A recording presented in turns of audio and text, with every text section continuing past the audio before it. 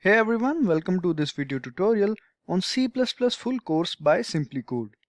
We all are familiar with the word C++ in computer science. C++ is a general-purpose programming language and is used in various areas like operating systems, games, browsers, etc. In this video tutorial, we will cover everything you need to know and understand the C++ programming language. Before we begin, make sure to subscribe to the SimpliCode channel and press the bell icon to never miss an update. So, we will start with the introduction to C++ programming language and how to download and install C++ in Windows. Then, we will start with the first program in C++ along with the terms like variables and types, then the concepts like if-else statements, loops, functions in C++, call by value, call by reference, and friend function. Then we will cover topics like arrays, pointers in C++, this pointer, reference, and memory management. We will also learn about sorting in C++. After that, we will move on to object-oriented programming topics like classes in C++, OOPS concept, and later we will move to the topics like vectors in C++, STL, that is standard template library, and in the end we will learn to make some projects in C++. So without further delay, let's get started. So let's start with the introduction to C++ programming. C++ is a popular programming language introduced by John Strostrup in the year 1979. The aim was to make a dynamic language that is efficient and has some additional features to C. Initially, it was called C with classes as it was an extension to C language, but later renamed as C++. It is general-purpose case-sensitive language and it is called pre-compiled language because it converts the source code directly to the machine understandable code. It is an intermediate level language because it contains both features of high level and low level language. C++ supports the features of object-oriented language like encapsulation, inheritance, polymorphism, etc. It also supports procedural programming and functional programming as well. Welcome to this video where we'll be telling you how you can install C++ on VS Code and Dev C++. After we are done with the installation, we'll also learn how to run a program on both of these code editors. So we'll start with Visual Studio Code. To download VS Code, let's go to Google and search for Visual Studio Code or VS Code.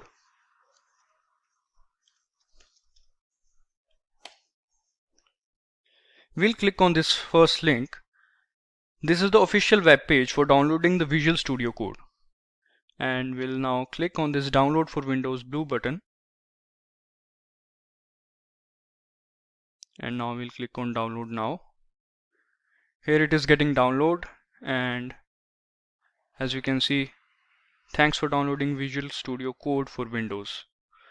Once we are done with the download, we can click on this open folder.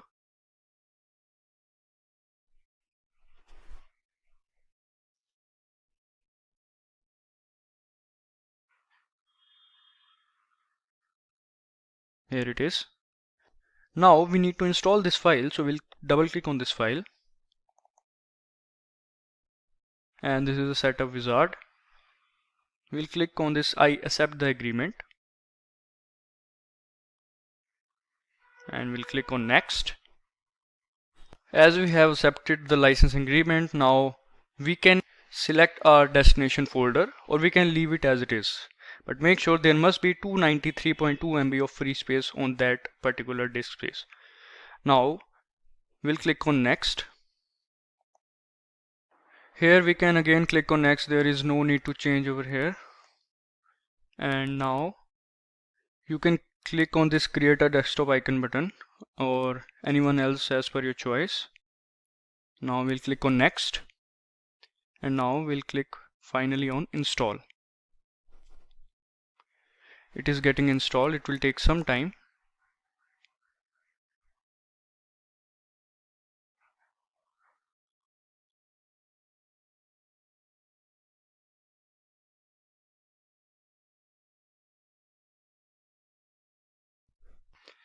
Now we can click on this finish button.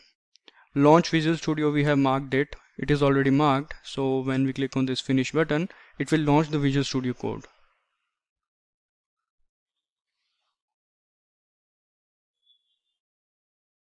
So as we can see, this is the Visual Studio Code.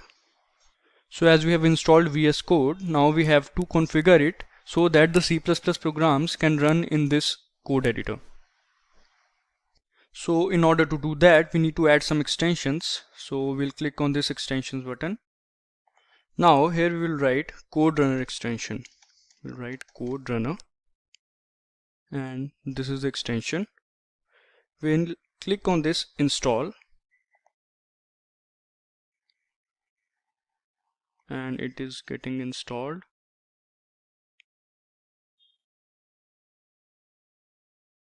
Here are some instructions. We can click on Ctrl plus Alt plus N, or press F1 and then select type run code, but we'll deal with it later. Now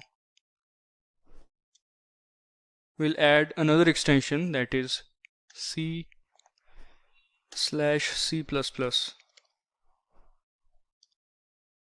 Here it is. We'll click on this install. Here we can see downloading Visual Studio Windows Debugger. It is getting installed, and I think it is installed now. So as we have added both the extensions, we can define strings as a collection or group of characters. It is basically used to represent text in the program, and we can perform many operations on strings in order to manipulate it. The syntax of string contains a collection of characters surrounded by double quotes. For example, here string is the type, str is the name of the string, and coffee is the value that is assigned to the string. In C++, there are two ways to create a string. First is C-style strings. In C-style strings, collection of characters are stored in the form of arrays. They are basically arrays of type character. The second way is using string objects. We can create string object to hold a string. They are implemented in the standard library, which we must include in the program using #include. So here we will do an example of string, and we'll do some push back and pop back operation on it. So first of all, we'll include the header file #include iostream. Then using namespace standard,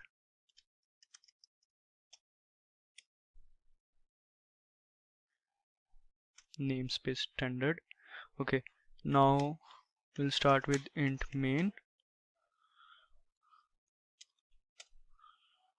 Alright, first of all, we'll write string data type, then the name of the string s. Here s is the name of the string.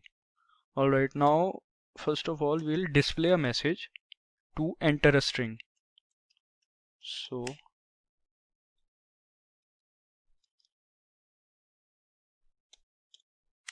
okay, enter a string.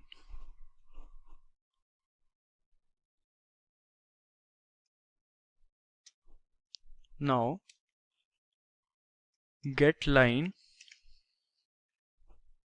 This is the syntax when you want to take the input of a string. So get line, cin is used to take the input, and s is the name of the string. So this is how we take the input, and now we will print another message saying that you have entered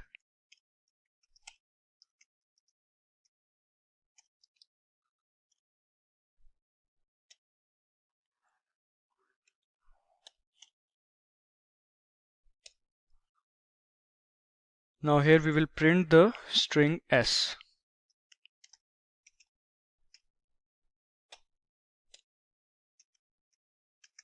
Next line and L. Okay, now we'll do some operations like s dot pushback.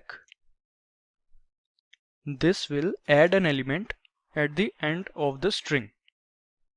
So let's say we want to add y.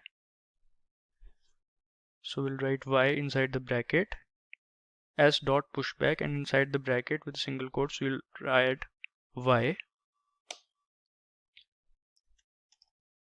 Now we'll display a message saying after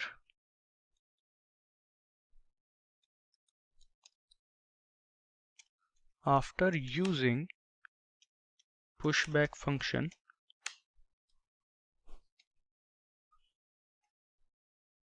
we'll print the string.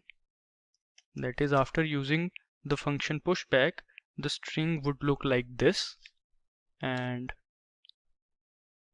now we'll use another function s dot popback. It will delete the element from the end. So we'll write cout and we'll display the message after using popback function.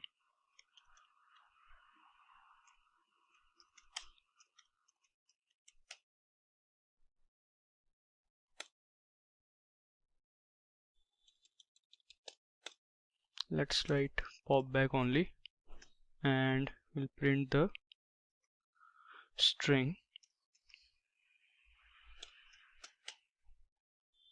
Okay, now after that we'll write return 0, and I think it's done, only the spelling is wrong over here. Okay, yeah, now let's try to run this.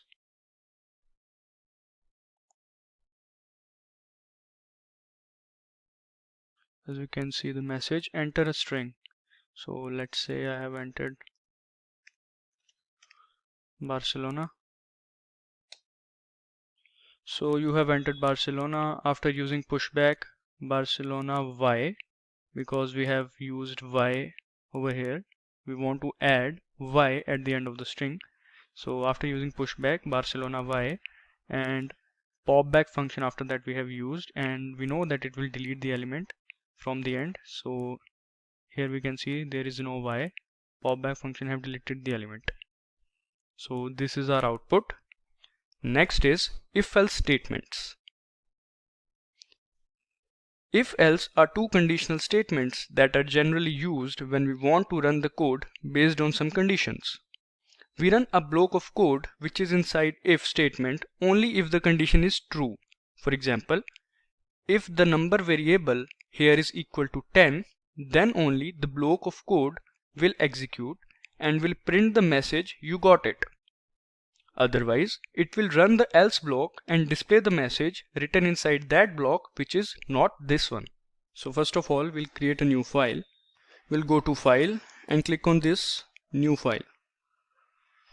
Now, in order to save this one, we can click on Ctrl S, or we can go over here and click on this Save As. Now we can select the location. Like, let's keep it over here only. Let's name it as visual.cpp. .cpp is the extension which is used when we want to do a program in C++. Now we'll click on this save button. Now let's do a simple program to check whether the program is running on this code editor or not. So we'll include the header files, #include iostream. Now we'll write namespace standard.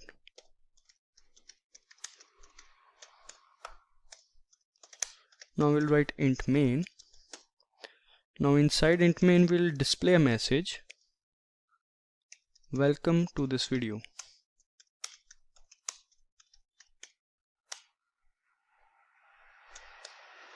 Okay, now return 0.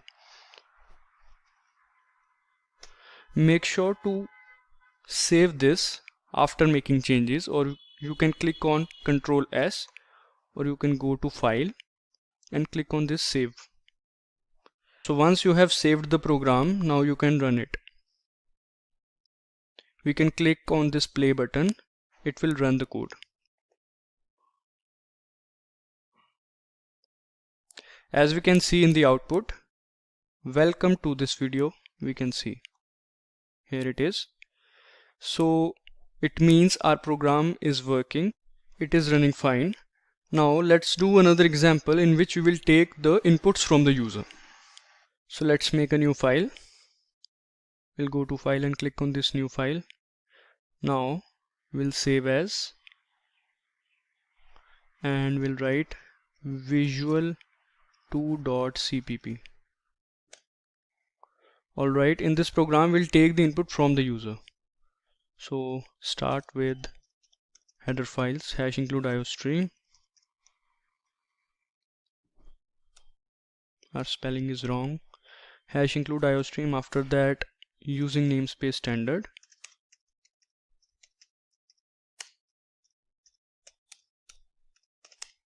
Now inside int main we'll take the inputs from the user.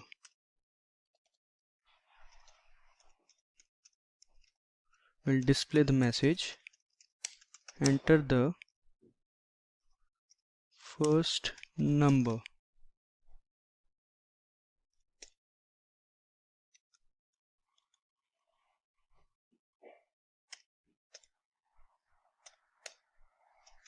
Now using cin we'll take the input. We forgot to mention this, declare this n1 variable, so we'll write int n1, int n2 and int sum equals 0. Alright, here we have taken the input of n1, the first number. Now we'll take the input of another number by displaying the message, enter the second number.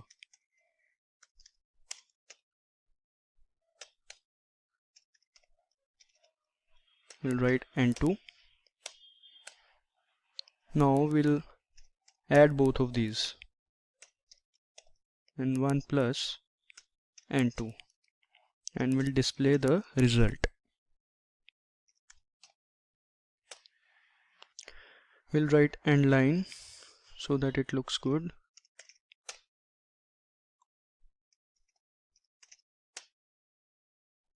Alright, now we need to save it. We'll go to file, I'll click on this save. Now it is saved. Now we can run this program. We'll click on this run code. Now in order to write the first number over here, that is, in order to write in the terminal, we have to configure the Visual Studio Code.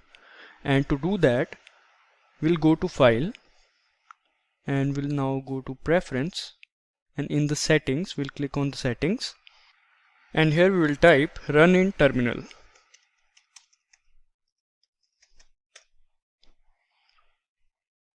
Alright, now we can scroll down and here we can see code runner run in terminal.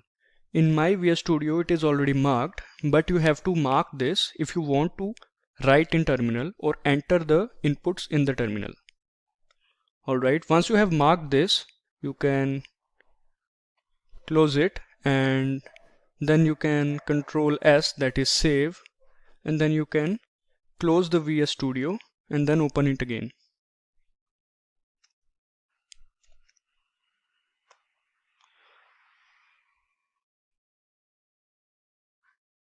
Once you are done, now let's try to run this.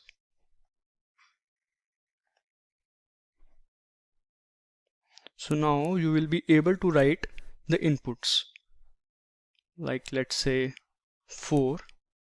The first number is 4. Now the second number, let's say 9. On addition it becomes 13, which is the right answer. So these were some configurations that you need to do if you want to run a program of C++ in Visual Studio Code. So as we have understood how to download and configure Visual Studio Code for C++ programs, so let's move on to learn how we can download dev C++ and run C++ programs in that. So let's go to Google and type dev C++. This is the first link. We'll click on that. Now this is the green button saying download. We'll click on that to download dev C++. As you can see, it is getting downloaded. Your download will start shortly. So now we'll click on download now. Now it is getting downloaded. It will take a while. The size of this file is 48.1 MB.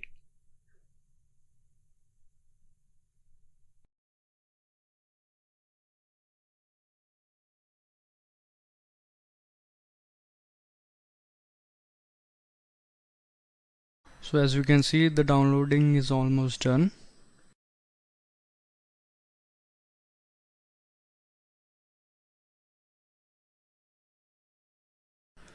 So the downloading is complete. Now we'll click on open folder.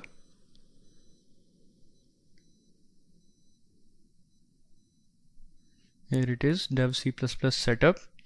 Now we'll click on this setup. We'll click on yes.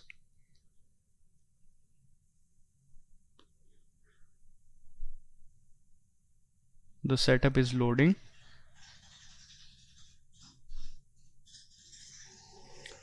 So now here we will select the preferred language. It is English. We'll click on OK. Now we'll click on, this is the license agreement. We'll click on I agree. Now we'll click on next. We don't need to change this, I think. The space required is 346.8 MB, and we'll click on next. Now if you want to change the destination folder, you can, but I don't want to change it, so I'll click on install.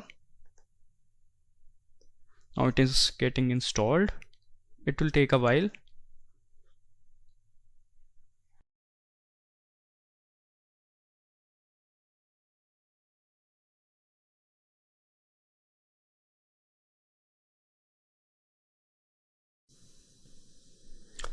It's done, and now we'll click on finish, and it is marked. So when we click on finish, it will launch the dev C++.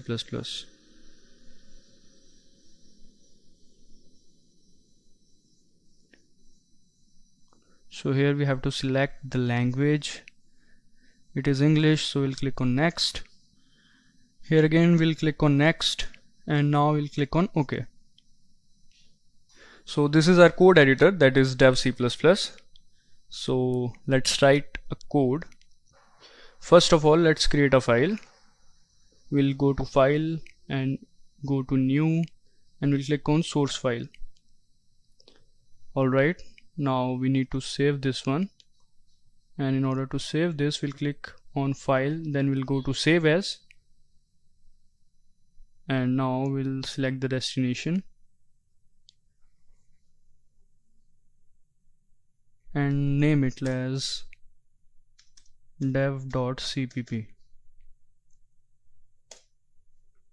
Alright, now let's start with the header file, hash include iostream. We'll do a simple program over here using namespace std, because we want to check that whether the program is running in this editor or not.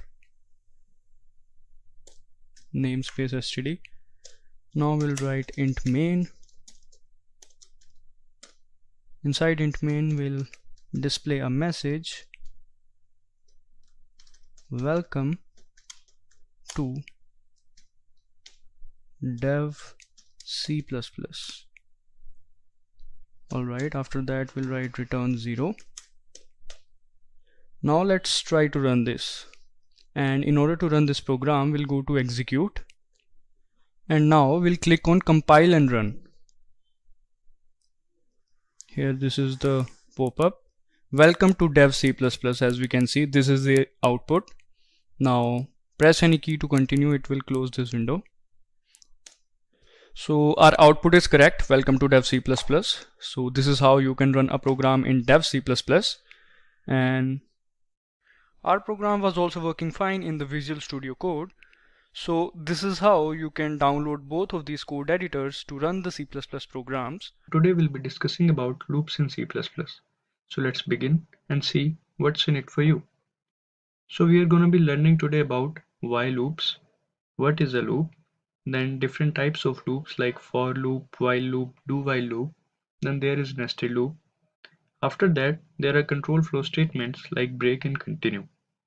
But before we begin, if you're new here and haven't subscribed already, make sure to hit the subscribe button and the bell icon for interesting tech videos.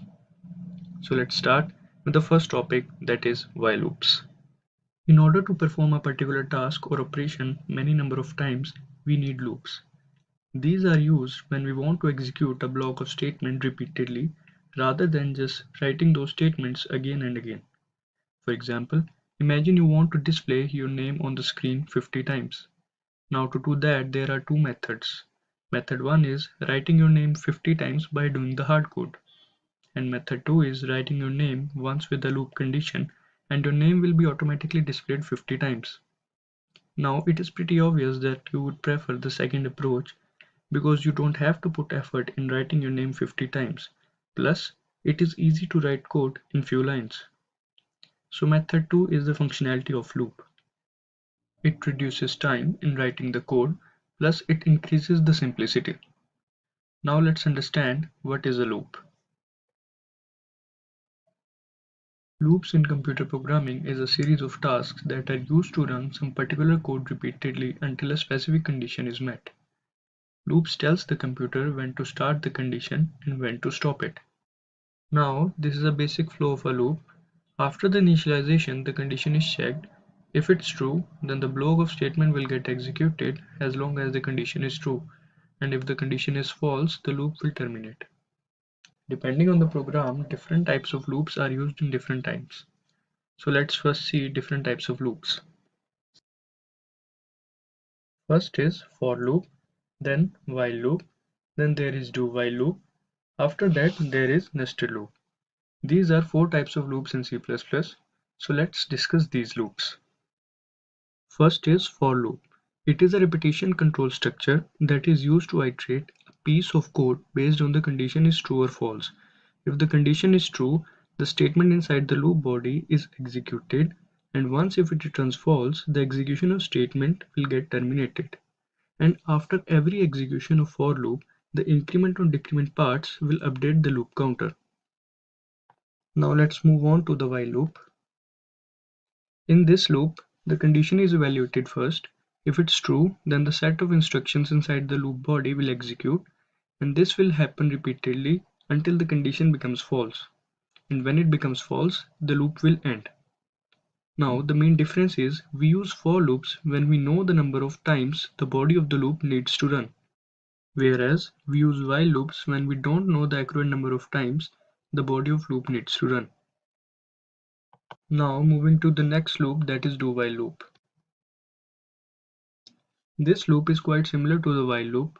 In this, the loop will execute the set of instructions once before checking if the condition is true. After that, it will repeat the loop as long as the condition is true. That means, in do while, loop body will execute at least once irrespective of the test condition. Now coming to the nested loop. When one loop is defined inside the body of another loop, then it is known as nested loop. In C++, there are at least 256 levels of nesting, and the flow of execution for nested loop is, first it includes initialization of variable, followed by condition 1. If it gets satisfied, then it will search for the second condition. If that also gets satisfied, then it will get increment, and when the condition gets satisfied, it will search for the new set of statements, and follows the same flow of execution. In C++, break statements are used to terminate the execution of the loop. And by terminating the execution of loop, we means finishing or stopping the execution. Like if we want to block or terminate a loop at some point, all we need to do is to use the break statement with a condition on which we want the loop to stop, and it will terminate the loop's flow or iterations. So break statements are mainly used for two cases. One is it can be used inside the loop, and second is it is mostly used in switch statements. And this is the loop's flow diagram, in which first there is a loop body, then if the condition is true, then there is a break statement which will terminate the loop, and if the condition is not true, then the loop will continue to iterate. As we can see in this example, the loop is iterating from 0 to 10. Inside the loop, there is a condition and then the break statement, which will make sure that the loop will terminate when I becomes equal to 4. After the break statement, the control will jump out of the loop body, and that's how the break statement works. Its output would be 0, 1, 2, 3. It will not exceed 4 because of the break statement. Now, coming to continue statement. The continue statement is a bit similar to the break statement as it is also used for termination. But the difference is that it is used to terminate the current iteration and not the complete loop. For example, if a loop is iterating from 0 to 6 and inside the loop there is a continue statement on 4, then all the elements will be printed except 4 because continue statement skips that particular iteration and continues with the next one. And in break statement, the complete loop flow terminates. So when the continue statement is used, then within the loop, the control skips or terminates that particular iteration and continues with the next iteration. As you can see in this example, first loop body, then there is a condition. If that is true, then the continue statement will terminate and continues it with the next iteration. And if that is false, then control will go to the remaining part of the loop as always. Now in this example, we are using continue statement. Here the loop is iterating from 0 to 10. Inside the loop, there is a condition and then the continue statement, which will make sure that if the value of I becomes 4, then terminate that iteration and moves to the next iteration. After that, elements are getting printed with the help of cout function. Now its output would be 1, 2, 3, 5, 6, 7, 8, 9. It will not display 4 because of continue statements, as we know that the continue statement skip that particular iteration. So when we use I equals to 4, then it skips that particular iteration. If getting your learning started is half the battle, what if you could do that for free? Visit SkillUp by SimpliLearn. Click on the link in the description to know more. Alright, so as we have covered the theoretical part, so now let's do some examples on break and continue statements in our code editor, that is VS Code. Now we'll make a new file and we'll name that file as loops.cpp. Okay, loops1.cpp.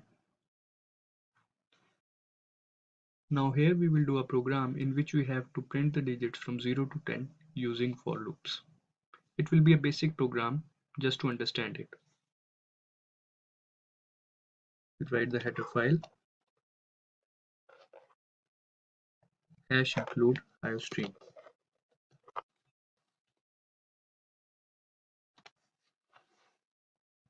Now we'll write using namespace standard.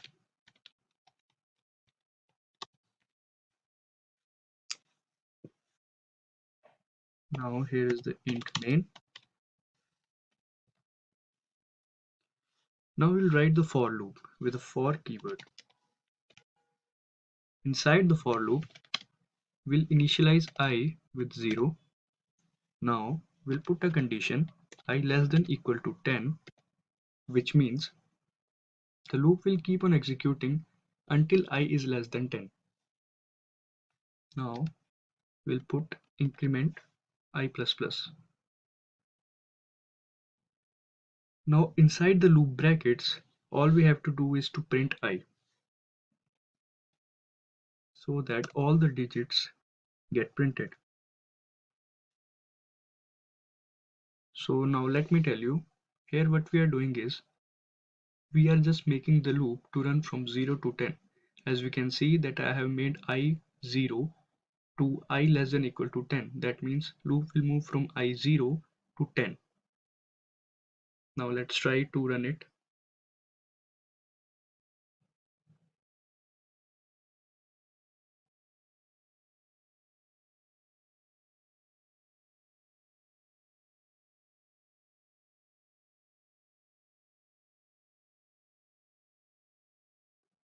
Here we can see all the digits 0, 1, 2, 3, 4, 5, 6, 7, 8, 9, 10.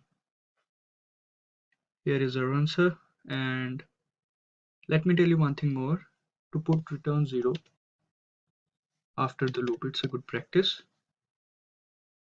Now I'll again run it. The output will be the same, but it's a good practice to write return 0 in the end. 0, 1, 2, 3, 4, 5, 6, 7, 8, 9, 10. So instead of writing the hard code, we can just use the for loop in this case. It's a basic example of for loop, but you can try some more examples in order to understand it better. Now let's do one example of while loop to understand it better.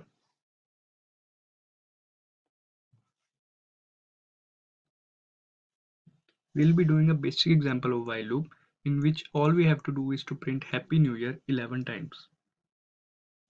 Let's start. First of all, let's name this file loops2.cpp. Now let's start with the header file, that is hash include iostream.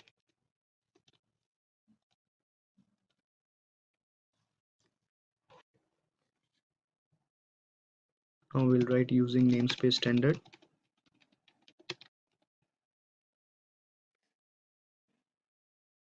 Now here's the int main. Now first of all, we'll declare n equals 0. We'll take a variable n and initialize it with 0. Now we'll put the while condition with the while keyword, writing while n not equal to 11. Here what it means is the loop will keep on executing until n becomes equal to 11. Now here all we have to do is to print Happy New Year so that it will get printed along with the loop 11 times.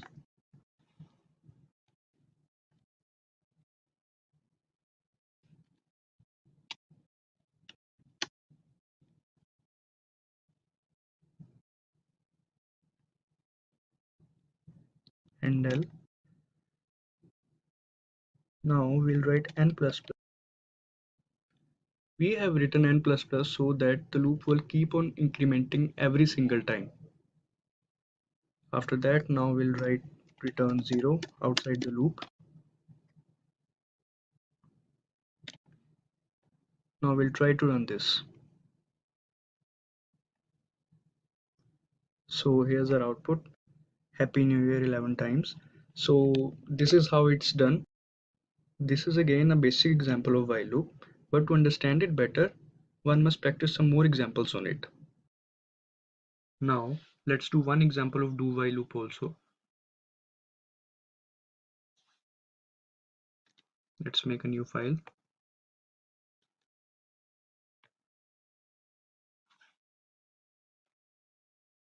First of all, let's name that file loops3.cpp. I think the name is already taken. Then we'll write loops4.cpp. Okay, now so we'll write the header file. First of all, we'll write hash include iostream.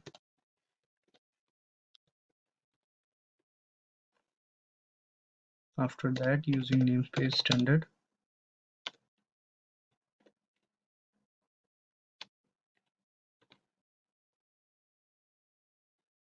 now in this program, all we have to do is we have to print the sum of all the digits from 0 to 9. So let's start. We'll write int main. So now let's first of all declare a counting variable sum and initialize it with 0.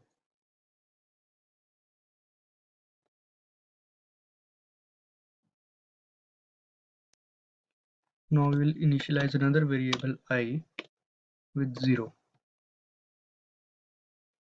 Now the syntax of do while loop is do keyword, and now we will add some code inside the body. We'll write sum equals sum plus I. Here what we are doing is we are simply adding some variable and I variable and storing it to some variable itself. We are doing this because we want to find the sum. That is why we have to store it in a single variable. Now we will need to increment I, or else loop is going to run forever.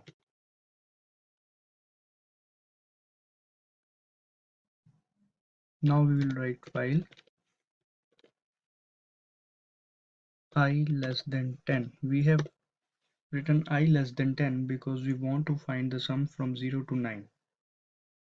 And make sure to put a semicolon in the end in case of do while loop. Now we will print sum in this while loop. We'll write sum is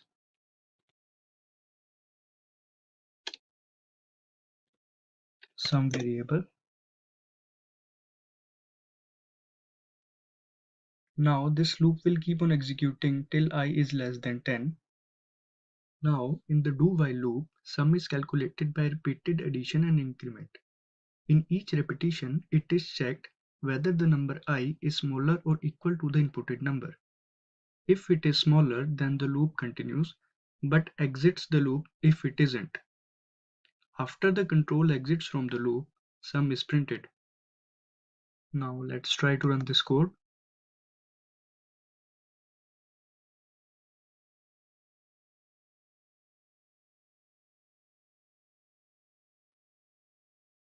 Here it is.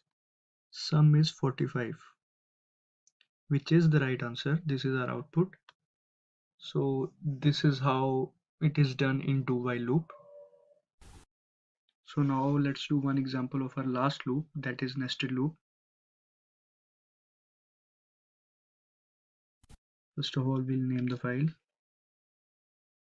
loops5.cpp. Now we'll start with the header files.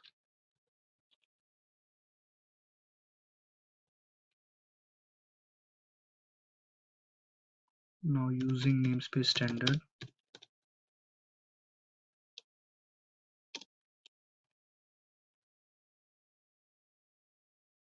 now in this program all we have to do is to print a star pattern of half pyramid form using nested loop. So let's try. We'll write int main.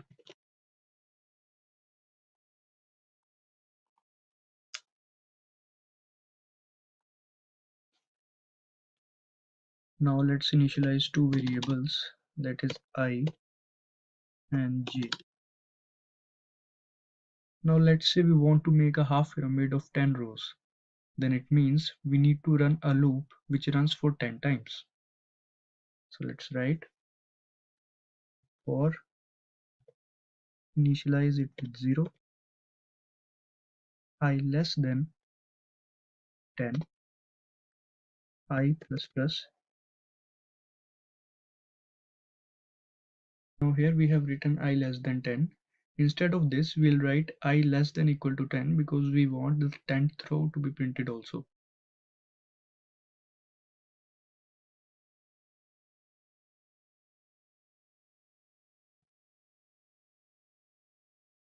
Now we'll print /n in order to insert a new line.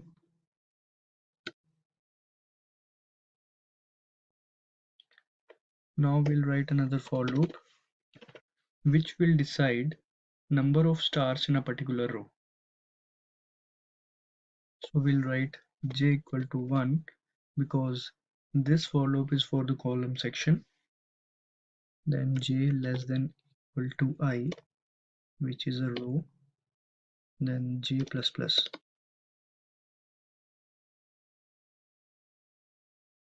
Now we'll print star.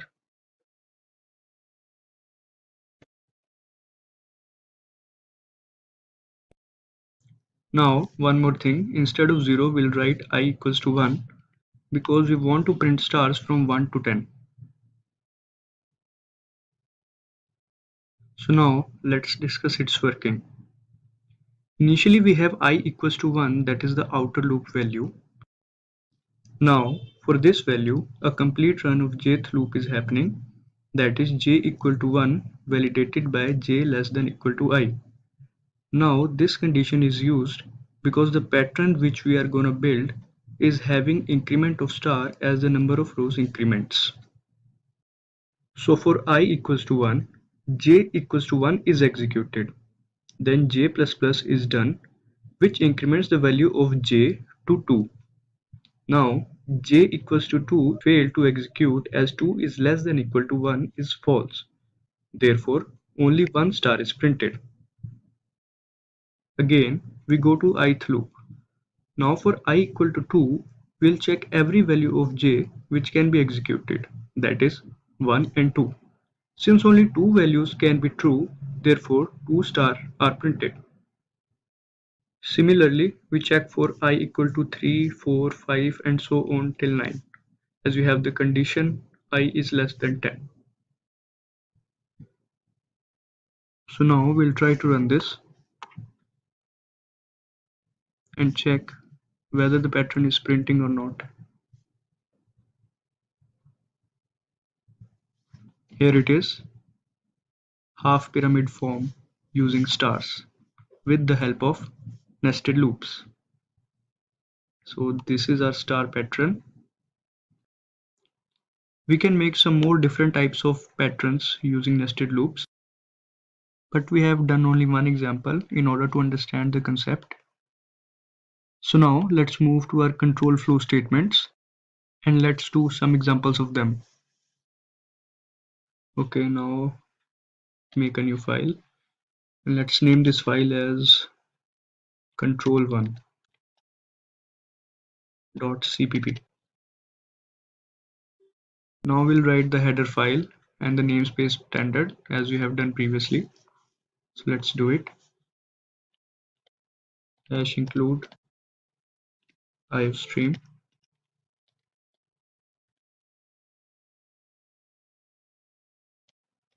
using namespace std.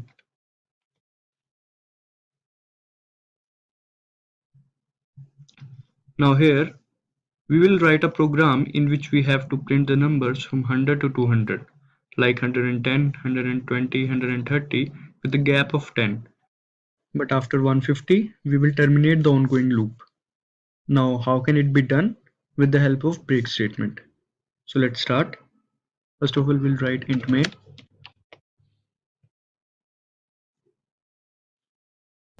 Now we'll take a variable num and initialize it with 100. Now we'll write a while condition and we'll write num is less than equal to 200 because we want the loop to run from 100 to 200. Num less than equal to 200. Now we'll simply display those numbers.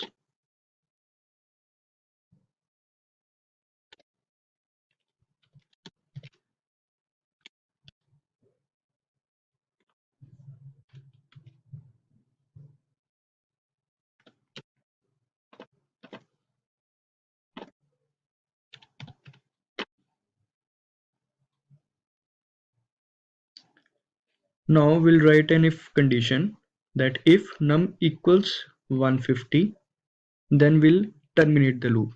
And for that we have to write the break statement inside the if statement. So let's write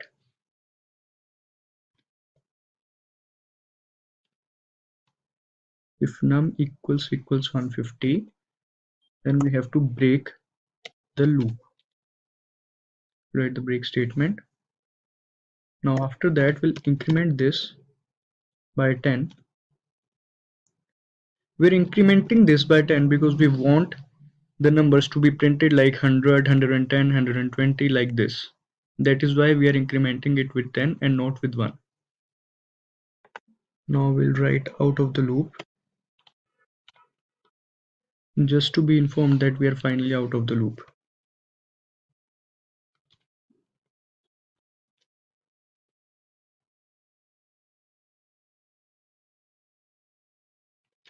Return 0.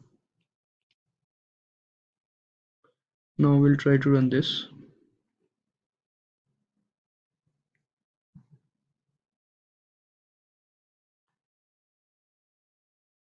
Here we can see, here we can see 100, 110, 120, up to 150. After that, we are out of the loop. This means the code works fine. So this is the example of a break statement. Now after this, we'll do another example of continue. So let's start. Let's make a new file and name it control2.cpp. Now we'll write the header files.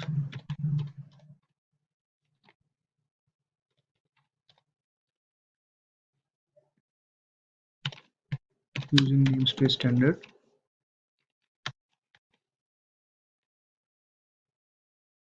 Now in this program, all we have to do is to print the numbers from 100 to 90, only excluding 96 from them. Now how do we do it? With the help of continue statement. So let's start. First of all, we'll write int main. Now we'll declare a variable num and initialize it with 100. Now we'll write a while condition, while loop, in which we write the condition num greater than equal to 90, because we want the loop to run till it is equal to 90. That is why we have wrote greater than equal to 90. Basically, we want the loop to run from 100 till it becomes equal to 90. Now inside the loop, we'll write the if condition in order to skip 96. So we'll write if num equals 96, num equals 96.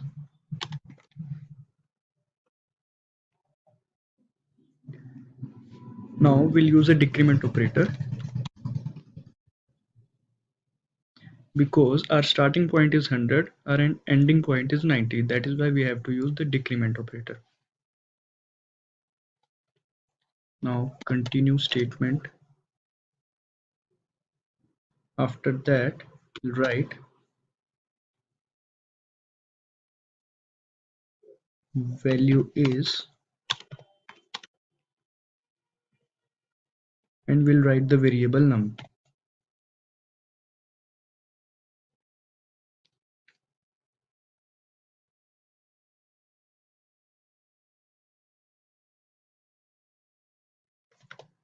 Now we'll write num minus minus.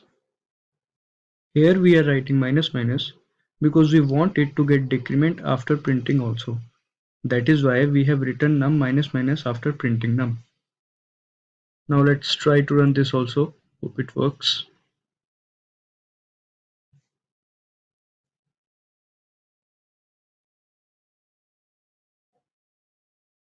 Okay, I think there are some errors.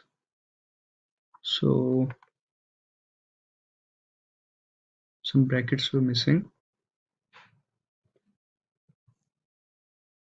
And we'll write return 0.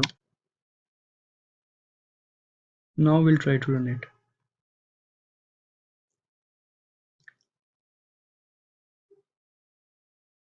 Here it is.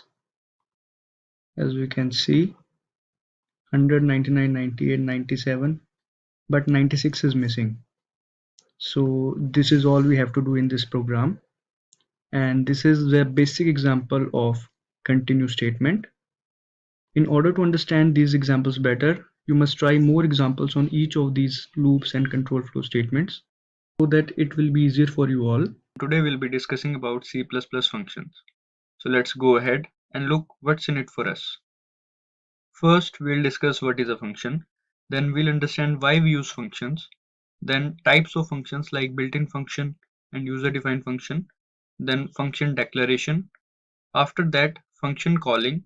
Then function call methods. And at last, we have recursion.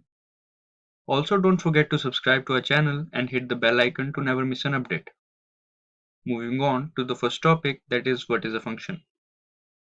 Functions are blocks of code that are designed to perform a specific task. it basically divides the complex problem into smaller portions and make the program easy to understand and reusable. And by reusable, it means we can define the code once and we can use it many times. We can also pass data into the functions in the form of parameters. And this is the syntax. First is return type of the function, then we will write function name, then inside the bracket, these are the parameters. Now, let's discuss why we use functions. Functions make the program less complicated because once function is defined in the program, then it can be used over and over again, which reduces the complexity of code. And it helps in avoiding the duplicity of code and it reduces the amount of code. Due to this, we can easily debug and maintain the code. Now, coming to the types of functions. There are two types of functions in C++, that is, built-in functions and user-defined function. Now, let's discuss these functions. First is built-in function. These are also known as predefined functions or library functions. We don't need to define these functions because these are already present in C++ libraries, and the implementation of these functions are also available in library file. And to use these functions, we don't have to write them separately, we simply call them. Now, coming to the user-defined functions. C++ allows us to define our own functions. These functions are created by programmers according to their requirement. This allows a way to wrap a set of statements to perform a specific task, and that group of statements is given a name so that it can be invoked later from any part of the program. Following is the example of user-defined function. Here club is a user-defined function with the return type void, and it is being called from the main function. Now, let's learn about function declaration. Function declaration basically acts as an identification for the function. It informs the compiler about the existence of function, function's name, the number of parameters in the function, and its return type. These things acts as an identifier for a function. And this is the syntax for a function declaration. First, we will write the return type, then we will write the name of the function. After that, inside the bracket, we will write the number of parameters. For example, in this chess function, int is the return type, chess is the name of the function, and inside the brackets, these are the number of parameters. Although we can write the names of parameters, but names of parameters are not important in the function declaration, only their type is required. Now, let's learn about function calling. In order to use a function, we'll have to invoke or call a function. When a program calls a function, the control of the program is transferred to the called function, and when the called function completes its task, then the control is returned back to the main program. So the functions are called by writing the name of function, and after that writing the required parameters inside the brackets. And this is the syntax. First we will write the function name, and after that we will write the arguments which we want to pass. For example, sum is the function name and a and b are the arguments. So first is call by value. Call by value is a method in which copies of variables are passed to the functions.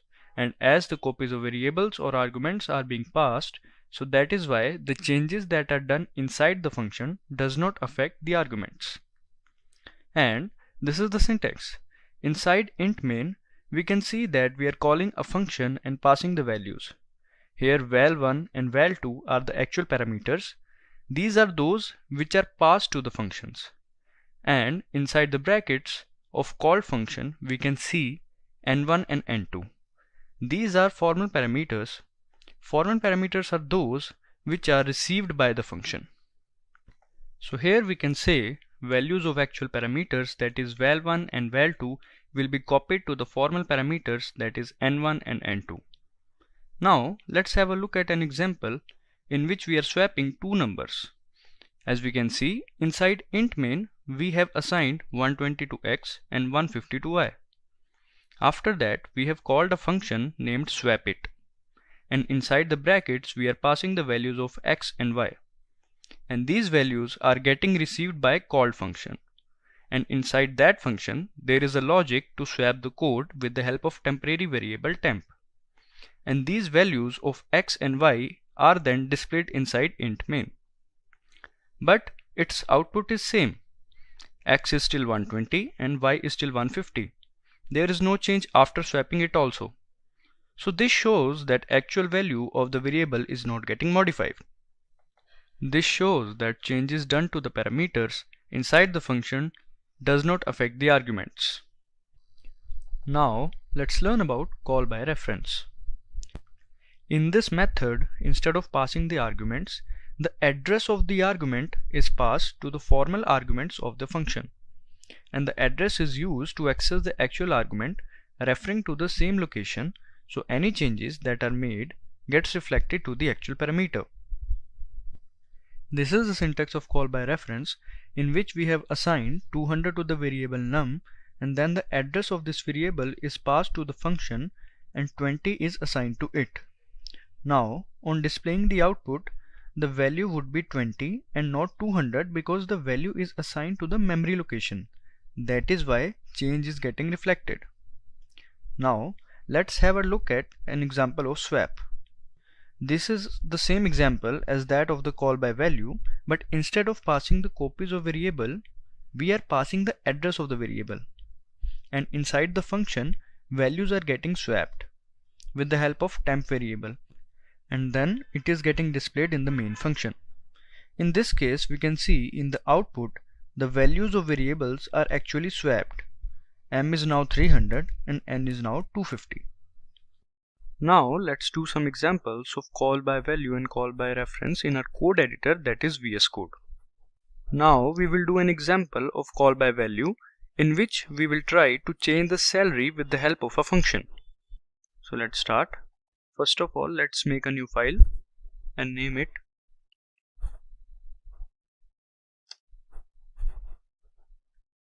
call1.cpp.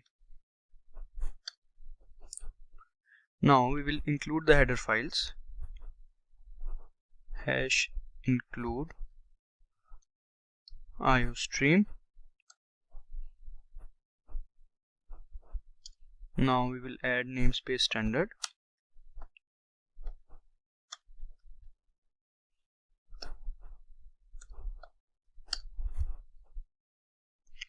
Now first of all we'll write int main.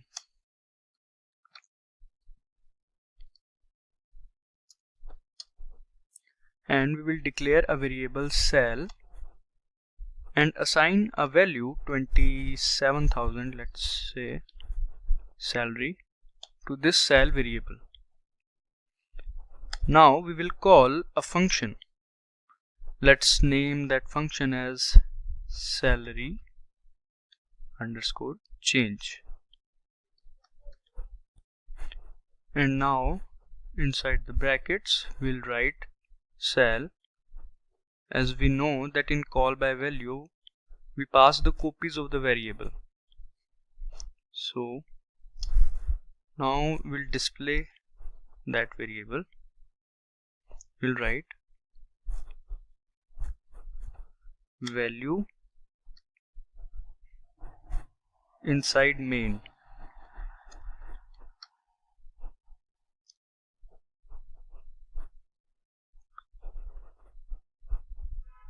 And now we will write the variable name sal and handle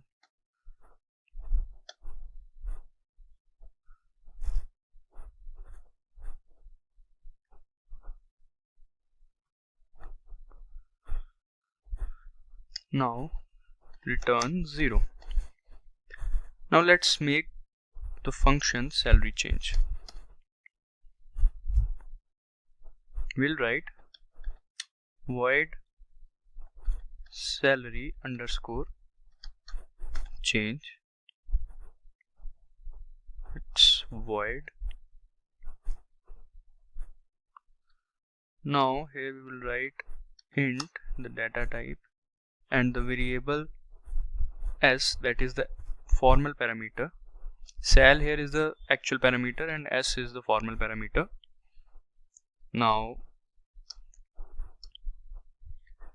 we will assign as a new value, let's say 30,000. Here we have assigned as 30,000. Earlier the value of sal was 27,000, and then we passed the copy of the variable sal to the function salary change, and there we assigned 30,000 to it. So let's print over here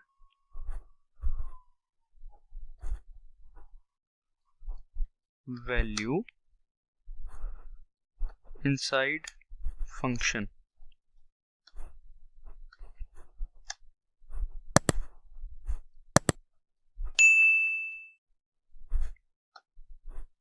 Sal and L.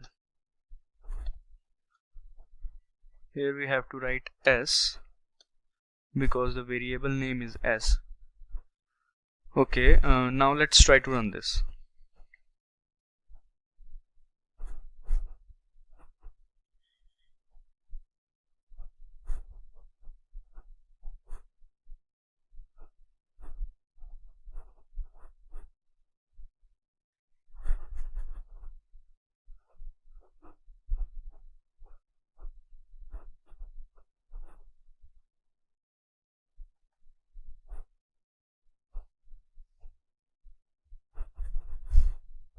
Here we can see value inside function is 30,000 and value inside main is 27,000. Here we can see the value of the variable that is passed gets changed, but the original value inside the main function doesn't changes.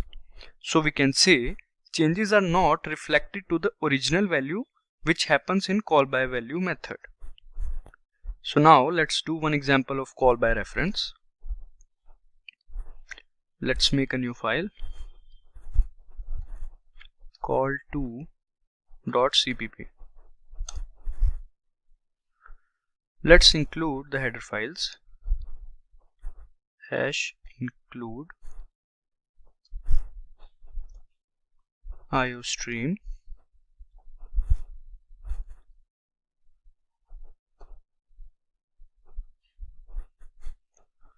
now we'll write using namespace standard.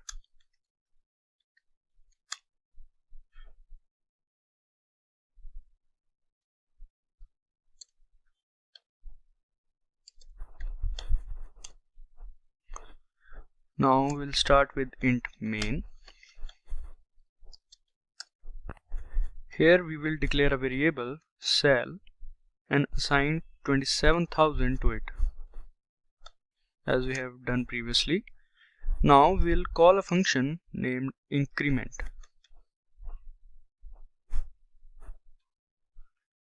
And inside the bracket we will pass the address of sal. As we know that in case of call by reference we pass the address. So after that we'll just write the message saying salary inside main, and we'll write the variable sal, then endl. After that we'll write return 0. Now our job is to write the function. We'll write void increment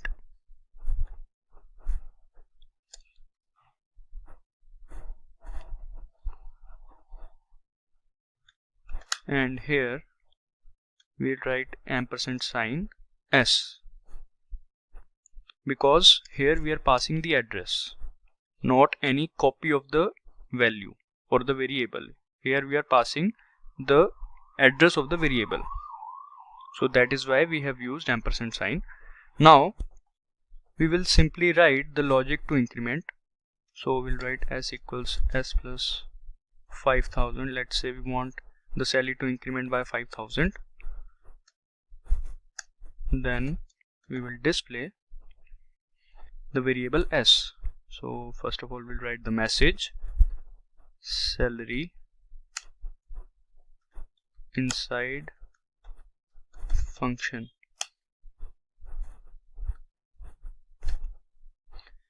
The name of the variable, after that endl. Now let's try to run this.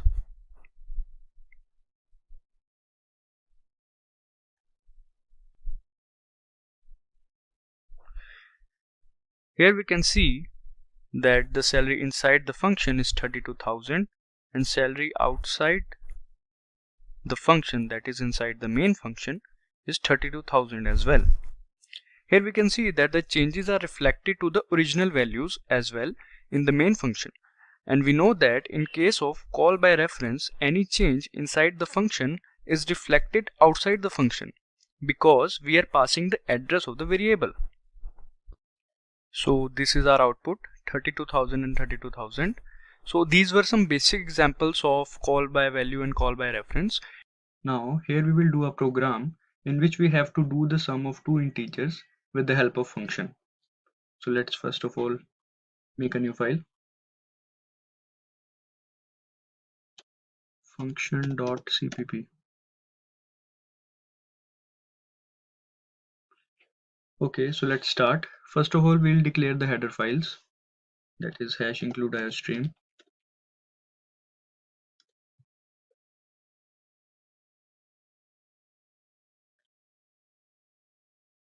Now the namespace standard.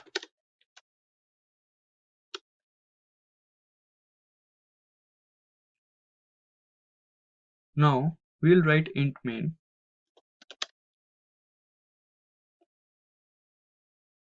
Now inside int main, we'll declare a variable named s. Here we have declared this variable because we want to store the sum of those two integers in this variable. So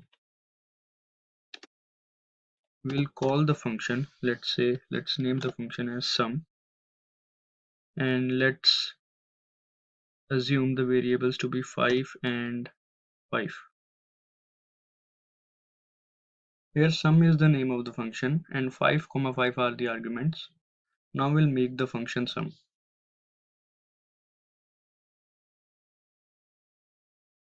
Here int is the return type, sum is the name, and int a, int b are the parameters.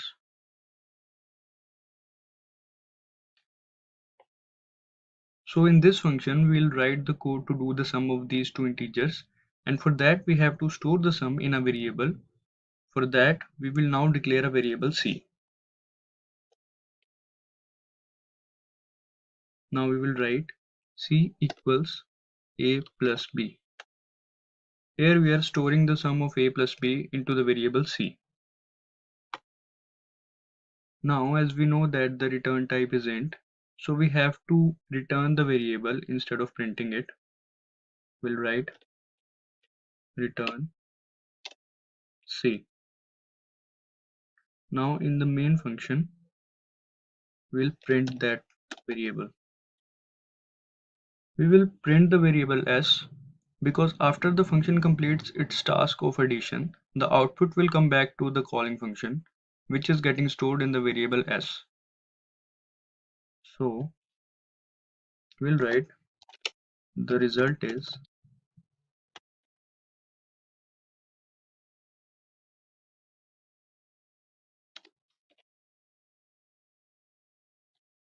now we will write the variable s. Let's see. Hope it runs.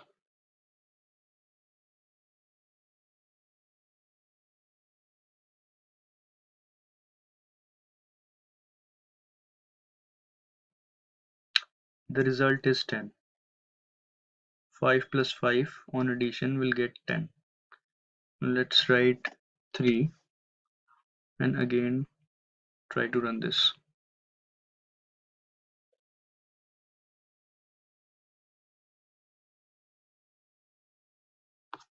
The result is 8.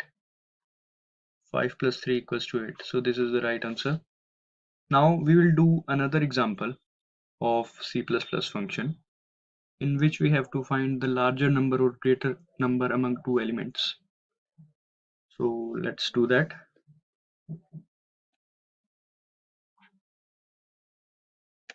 Let's create a new file.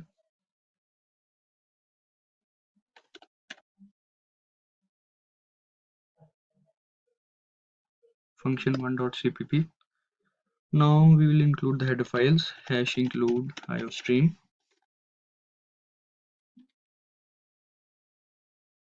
Now using namespace standard,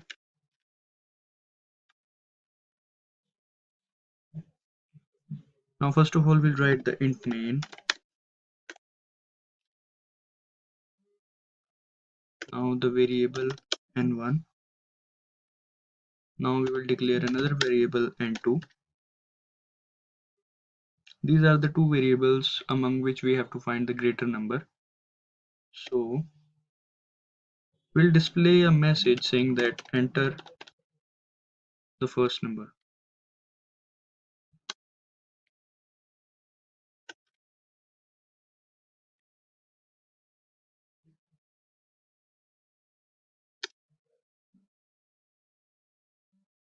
Now we'll take the input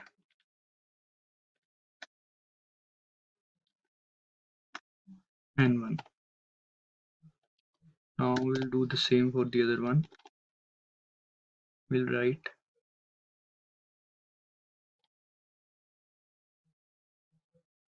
enter the second number.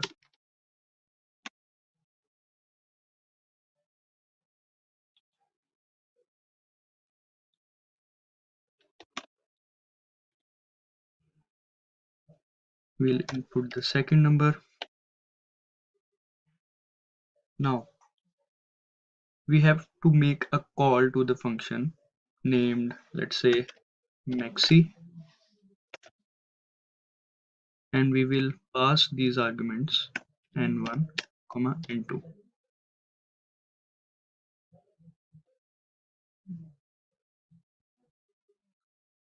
Now let's make this function maxi. The return type is void. Maxi is the name. We'll write the variables n1, n2. Now we'll write the if condition because we have to find the greater number among both these elements. So we'll write the if condition. If n1 is greater than n2, then it must print the n1. So we'll also display a message saying that the larger number is n1. If n1 is greater than n2, then we'll display the n1, and if n2 is greater, then we'll display the n2.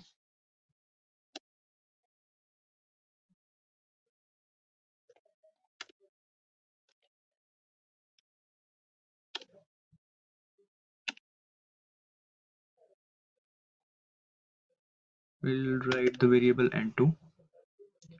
So let's see if that runs or not.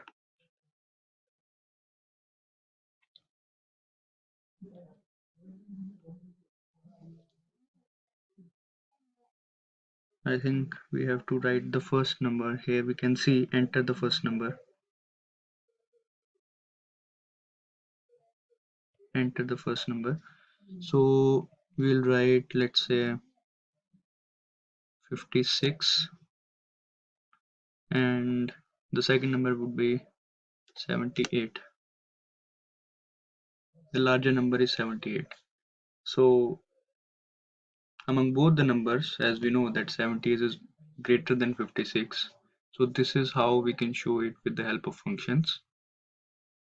So these were some basic examples of C++ functions. In today's session, we will learn about C++ recursion. Now, let's have a look at what we'll be covering today. First of all, we'll discuss what is recursion. Then we'll understand the working of recursion, that is how it actually works. After that, we will learn about types of recursion, and at last we will go through the advantages and disadvantages of recursion. So, what is recursion? Recursion can be defined as a process in which a function calls itself again and again until a certain condition is met. Recursion basically brings about several number of iterative calls to the same function. However, it is important to have a base case to end the recursion. For example, imagine you are calling your friend again and again for an urgent piece of work until he picks up the call. Now, here calling your friend again and again or one after the other is a recursive function, and when he picks up your call is the termination condition. And this is the basic syntax where the function name is recursion and it is being called from the main function, and inside the recursion function it is calling itself. Now let's understand its working. In a recursive function there are two parts, that is the recursive case and the base case. In the recursive case the function is being called by itself again and again, and the base case is when the function finally stops calling itself. So when the recursive function is called from the main function, then the called function will execute and it keeps on repeating as it is being called by itself from within the function again and again until it meets the base case that will terminate its calling. For example, factorial of 5. In this problem we can see a pattern, n into factorial of n minus 1. To be clear, n is 5. So n minus 1 is 4. And it is going on till n becomes 0. Here factorial is the recursive function and n minus 1 is the argument that is getting passed for every n into the recursive function. In this case, if n becomes 0 or 1, it is the base case, and n into factorial n minus 1 is the recursive condition. Now let's understand the types of recursion. First is direct recursion.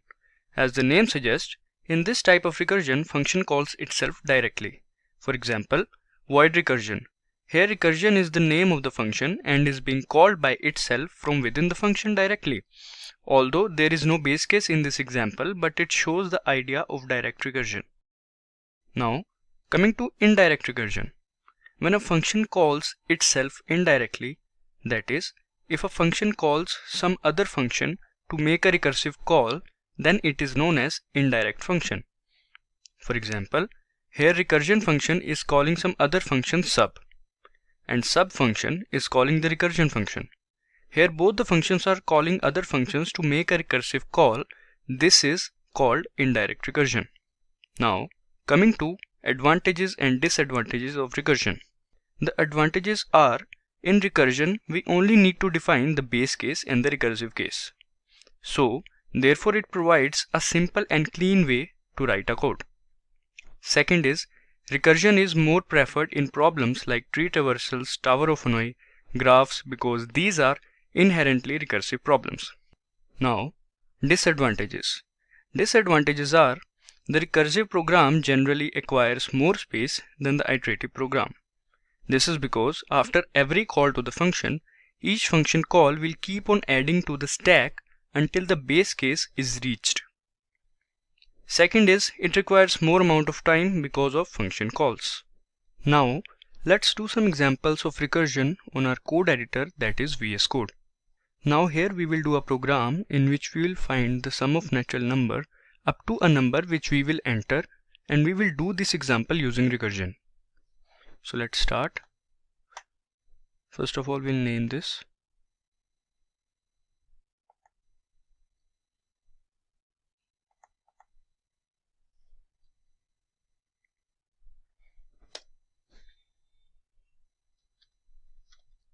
Recursion.cpp.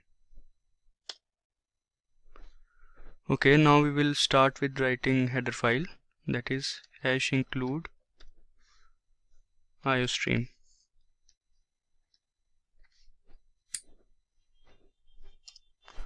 Now we'll add namespace standard using namespace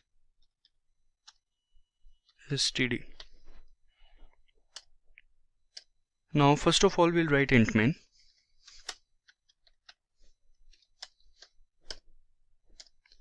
Now we will declare a variable, let's say num. So basically we want to enter a number. So for that, first of all we'll display a message saying that enter a number.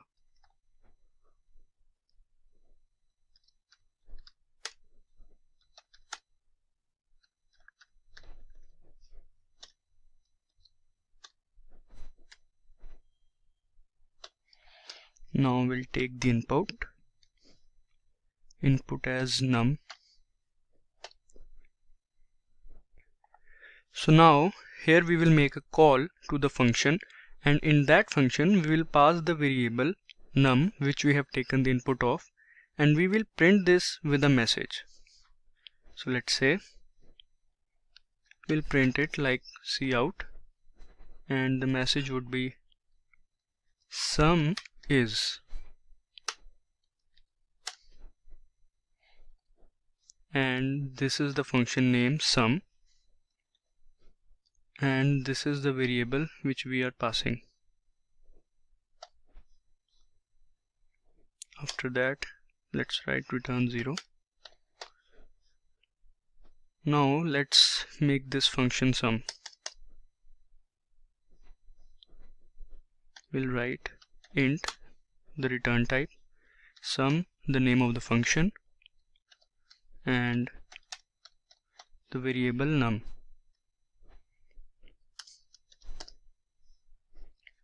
Now first of all we have to make a base case.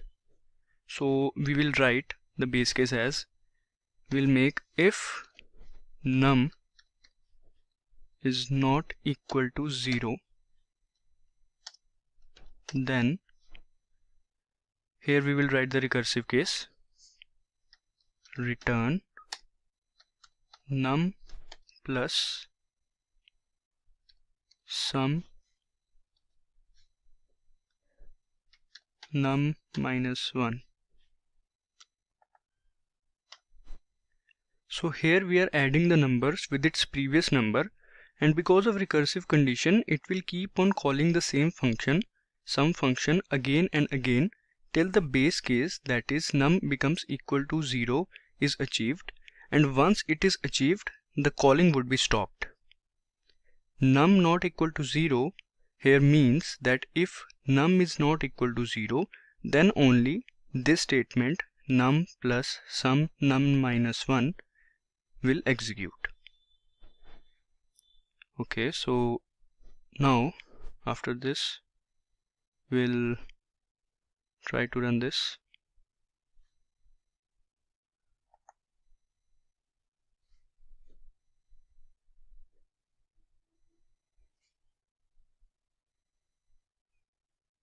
Enter the number, let's say 5. Sum is 15. Here we can see sum is 15. Okay, let's recheck. 5 plus 4 equals to 9, 9 plus 3 equals to 12, 12 plus 2 equals to 14, 14 plus 1 equals to 15. So our answer is correct. So this is how we can find the sum up to any numbers which we want to find the sum of. And now let's do another example. So let's name this as recursion 2.cpp. Now here we will do a program of factorial. We will enter a number and we have to find the factorial of that number. So let's start. First of all we'll write hash include iostream, that is the header file. Now using namespace standard,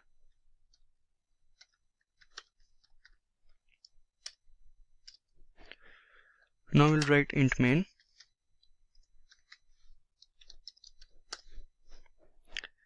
Okay, now we will declare a variable number, and we want to take the input from the user, so we'll display a message saying enter the number.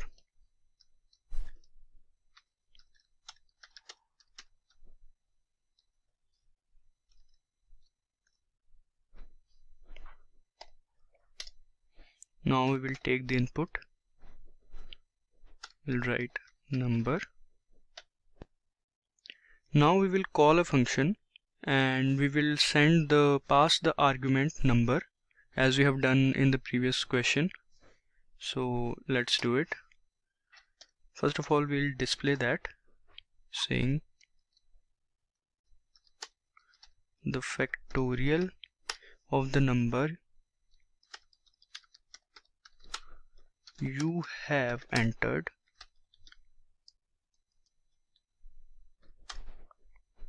is, now we will make a call to the function. Let's say the name of the function is fact, and we'll pass the argument number as we have done previously. Now we'll write return 0. Now let's make this function. We'll write the return type int, now fact. After that, now we will write the argument int number. Now we will write if condition, and we'll write number less than 1, and we will return 1. So here we have wrote this condition because as we know that the factorial of 0 is 1, and if a number is less than 1, that it means it is 0, and if it is 0, then our program should return 1. And we will write now else condition, else if it is not 0, that means we will write the recursive condition, that is number into fact number minus 1. Now this is the condition that is responsible for finding the factorial of a number.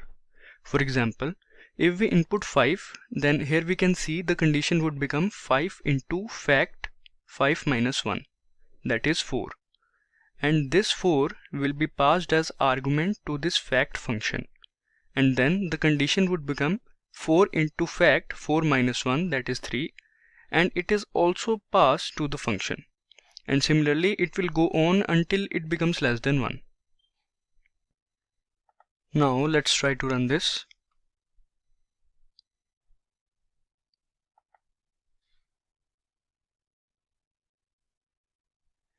Enter the number.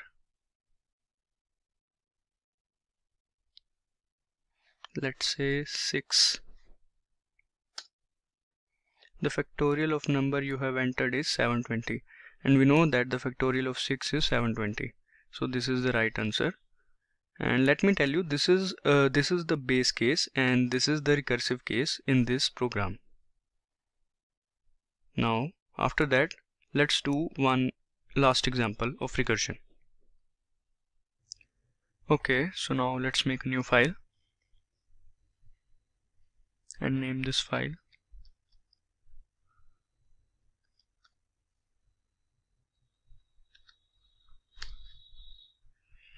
Now first of all, we'll add the header files, iostream, now namespace standard, using namespace standard. So here we will do the program of Fibonacci series, and we know that Fibonacci series is basically in Fibonacci series each number is basically the sum of its two previous numbers. So let's start. So first of all, we'll make int main. Now we'll declare a variable num. Now we want to take the input from the user. So first of all, we'll display a message saying that enter the number.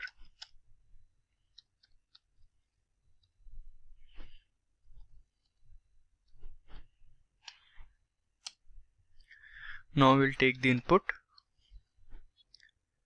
We'll write num. Now we will make a for loop and iterate that loop from i0 to num.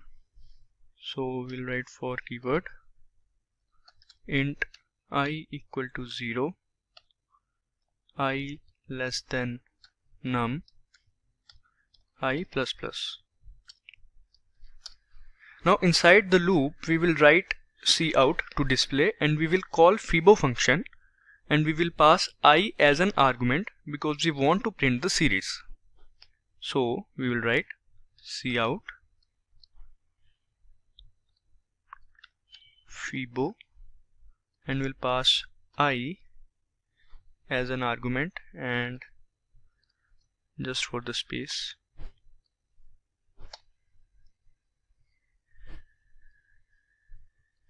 now we'll write return 0.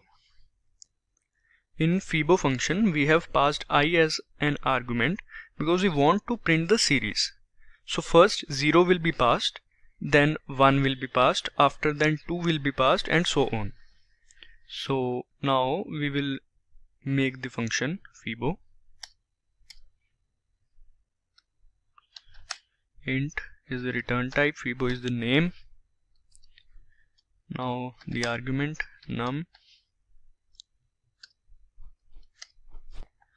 Now in this Fibo function we will put if condition for checking if the num is equal to 0 or 1.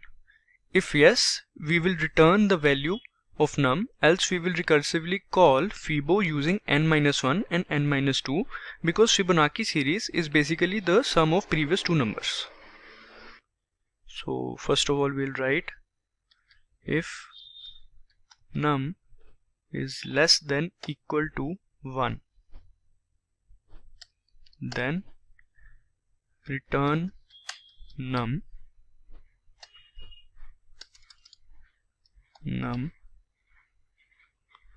else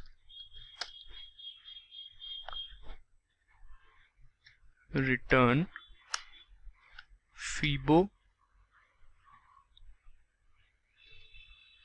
num minus 1 plus Fibo brackets num minus 2, because we know Fibonacci series is basically the sum of previous two numbers.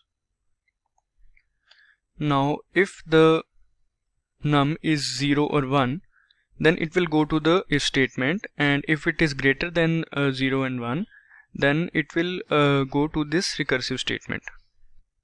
So for example, if n equals to 2, then we will call recursively 2 minus 1 and 2 minus 2, that is 1 and 0 respectively.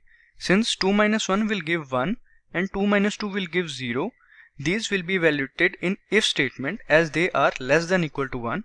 So it will give 0 plus 1, that is equal to 1. Now let's try to run this code.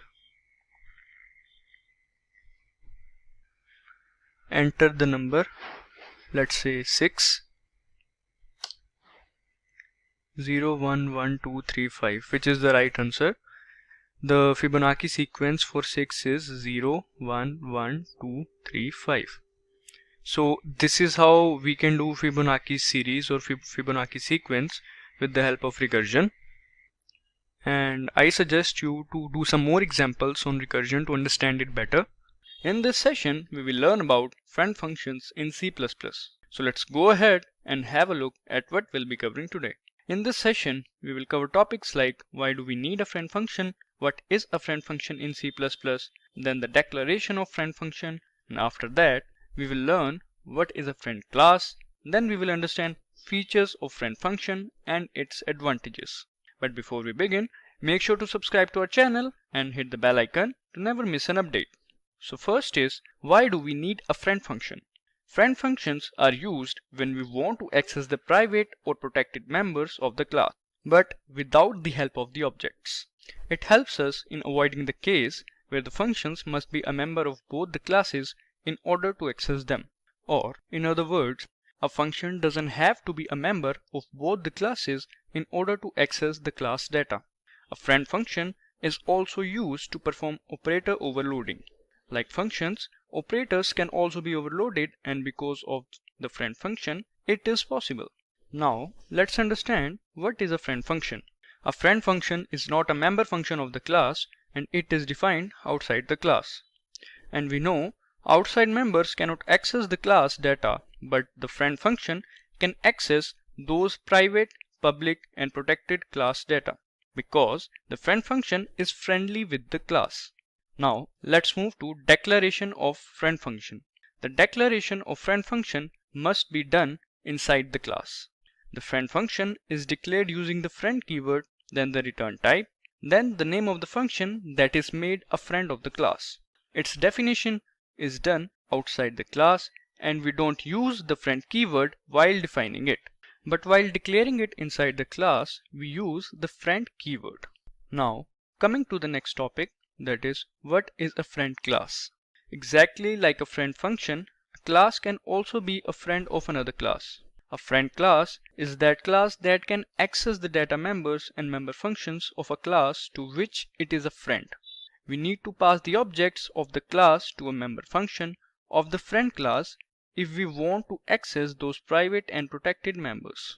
Also, if the classes are declared friends, then all the member functions of the class will be a friend function to the friend class. Now, let's have a look at the syntax. Here we have done the forward declaration of class table. This will allow the access of the objects of the class table in the class club. Inside the class club, we have declared friend class table. That means the class table is a friend of class club and it can access members of that class. After that, we have defined the class table without the friend keyword, as we can see. Now, coming to features of friend function. So here are some features of friend functions. So let's start with the first one, that is, a friend function can be easily invoked just like a normal function. It doesn't require any object or so to invoke. Next is, the scope of a friend function is not limited. It can be a member of another class as well. Third is, a friend function can be declared in any part, that is private, protected or public parts of the class. Fourth is, the object of the class can be used as an argument for the function. And the last is, a friend function can access the members by using the object name and dot operator along with the member's name. Now, coming to advantages of friend function. The first advantage is, with the help of friend function, we are able to access the non-public members of the class, that is, the private members. The second advantage is, friend function helps in operator overloading. And the third advantage is, because of the friend function, we are able to share the private information by a non-member function, as friend function is not a member function. And the last advantage is, friend function allows us to generate more efficient code. So these were some advantages of friend function. So now let's go ahead and do some examples on friend functions to understand it in a better way. So let's open our Visual Studio Code and do some examples. So first of all, let's make a new file. Let's name it friend1.cpp.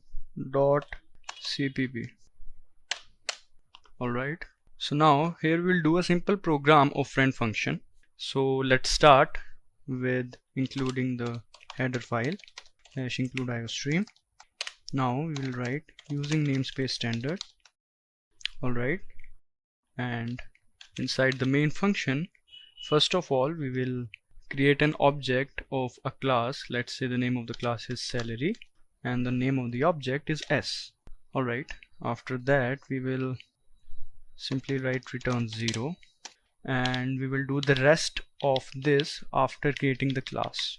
So we need to first create the class. Now we'll write class salary, which is the name of the class, and inside this class first of all we'll write private access modifier, and here we will write or declare a variable named sal. After that, now we will write or declare the friend function. So we know how to declare a friend function. We'll write friend keyword, then the return type, that is int, and then the name of the function, let's say increment, and then the objects. As we know, we have to pass the name of the class with the object because we want to access the private member of the class. So salary S, which is the object, and after the class we'll write the semicolon. Now we have to create or define this increment friend function. We'll write int increment. Here we haven't used the friend keyword because this is the definition. Now inside the arguments we'll pass the object Alright, now inside the main function we will call this friend function. So first of all we will display a message saying that increment is, that the increment in the salary is, and then we will call this function and we will pass this object. Alright, now inside this increment function, which is a friend function, we will use object s dot operator and then the name of the variable, which is private. Now all we need to do is to increment this salary variable. So we'll write s dot sal plus 7000, which is the increment, and then we will return s dot sal. Alright, now as we can see, this increment function, which is not a member function of this class, is accessing this private variable of salary class and is incrementing 7000 to the salary. So now let's save it first and let's try to run this. There is some error. Let's have a look at that. Alright, yeah, there is some spelling mistake, increment. Now let's save it and run it. So as we can see, increment is 7000. So this is the correct output. So this was a simple example of friend function. Let's do another example. So here we will do an example of friend class, and we know friend class is a class that can access the data members and member functions of a class to which it is a friend. So let's start. First of all, we'll include the header files, hash include iostream, and then the namespace standard. And we forgot to name this file, so let's do it. Let's name it friend2.cpp.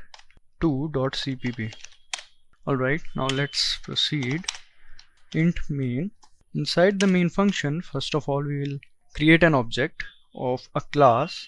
Let's say the class name is num2 and its object is obj2, object2. Now for now, let's say we'll write only return 0. We'll do this part later onwards. Now let's create the class. Alright, so the class name would be num2, num1 actually, but we know in friend class we have to do the forward declaration. So we will write class num2. So this is a forward declaration of class num2.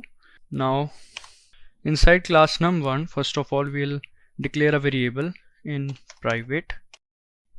So let's say the name of the variable is int n1. Int is the data type, n1 is the name of the variable. Now we have to do the declaration of friend class. So we'll write friend keyword, after that class num2, which is the name of the class.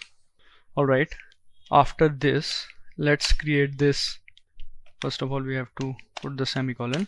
Alright, now let's write this class num2. So this is our friend class num2. We haven't used friend keyword over here, as we can see. Alright, in this class we'll use the private access specifier and we'll create another variable n2, and then we will write the public access specifier and we will create a constructor of num2, as this is the name of the class and this is the object we have created. So now we will create the constructor of this class num2, and now in this constructor we will initialize n2 with 65 or whatsoever number we want, because in the end we have to find the average of two variables. So this is the second variable n2 and we have assigned the value 65. So now let's make the function of average, because we want to find the average of both the numbers. So int is the data type, avg is the name of the function, let's say, and inside this function we will make an object of num1 class and the object name is obj1. Now as we have created the object, by mistake we have wrote I obj1. So as we have created the object of num1 class, so its constructor would be invoked, which we will create now. But first of all, here we will write return the average. So we'll write obj1 dot n1 plus n2. divided by 2. So as we know that obj1 is the object of num1 class, so that is why we have used obj1 dot operator n1, that is the name of the variable, plus n2 divided by 2. From here we can find the average, and before that we have to create the constructor of this class. So now all we need to do is write public access modifier, now num1, and inside this num1 we will assign the value to n1 variable, which is, let's say, 11. Alright, so now in the main function we have to call this function avj, that is the average function, and we forgot to put semicolon over here. Alright, now we'll display a message average is, and now we will call the function obj2 dot avg, which is a function. So here we are calling this function. So let's save this. So we have saved this. Now let's try to run this one.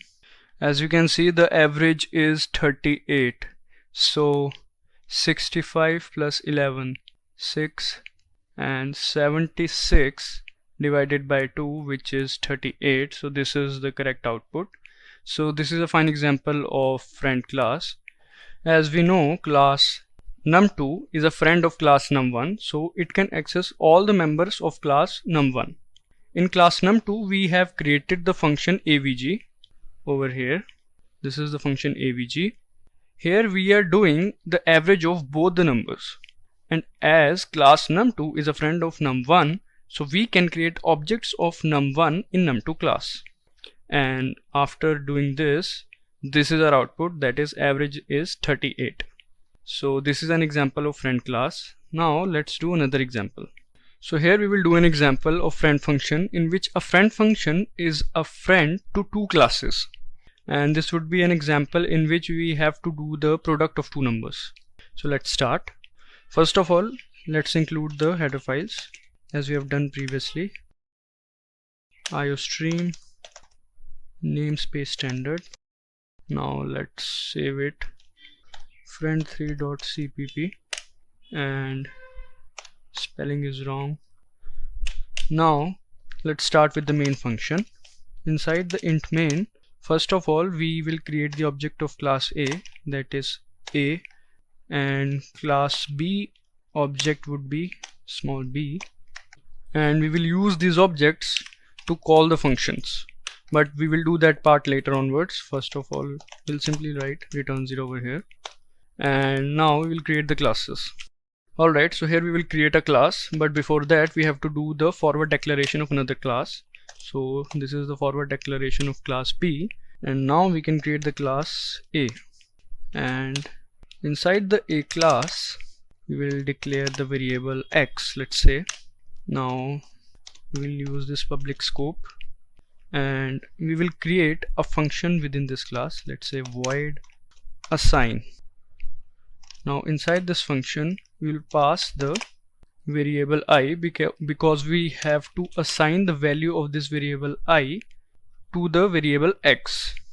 So we will assign the value of I to x like this, and before that we have to do the calling from the main function.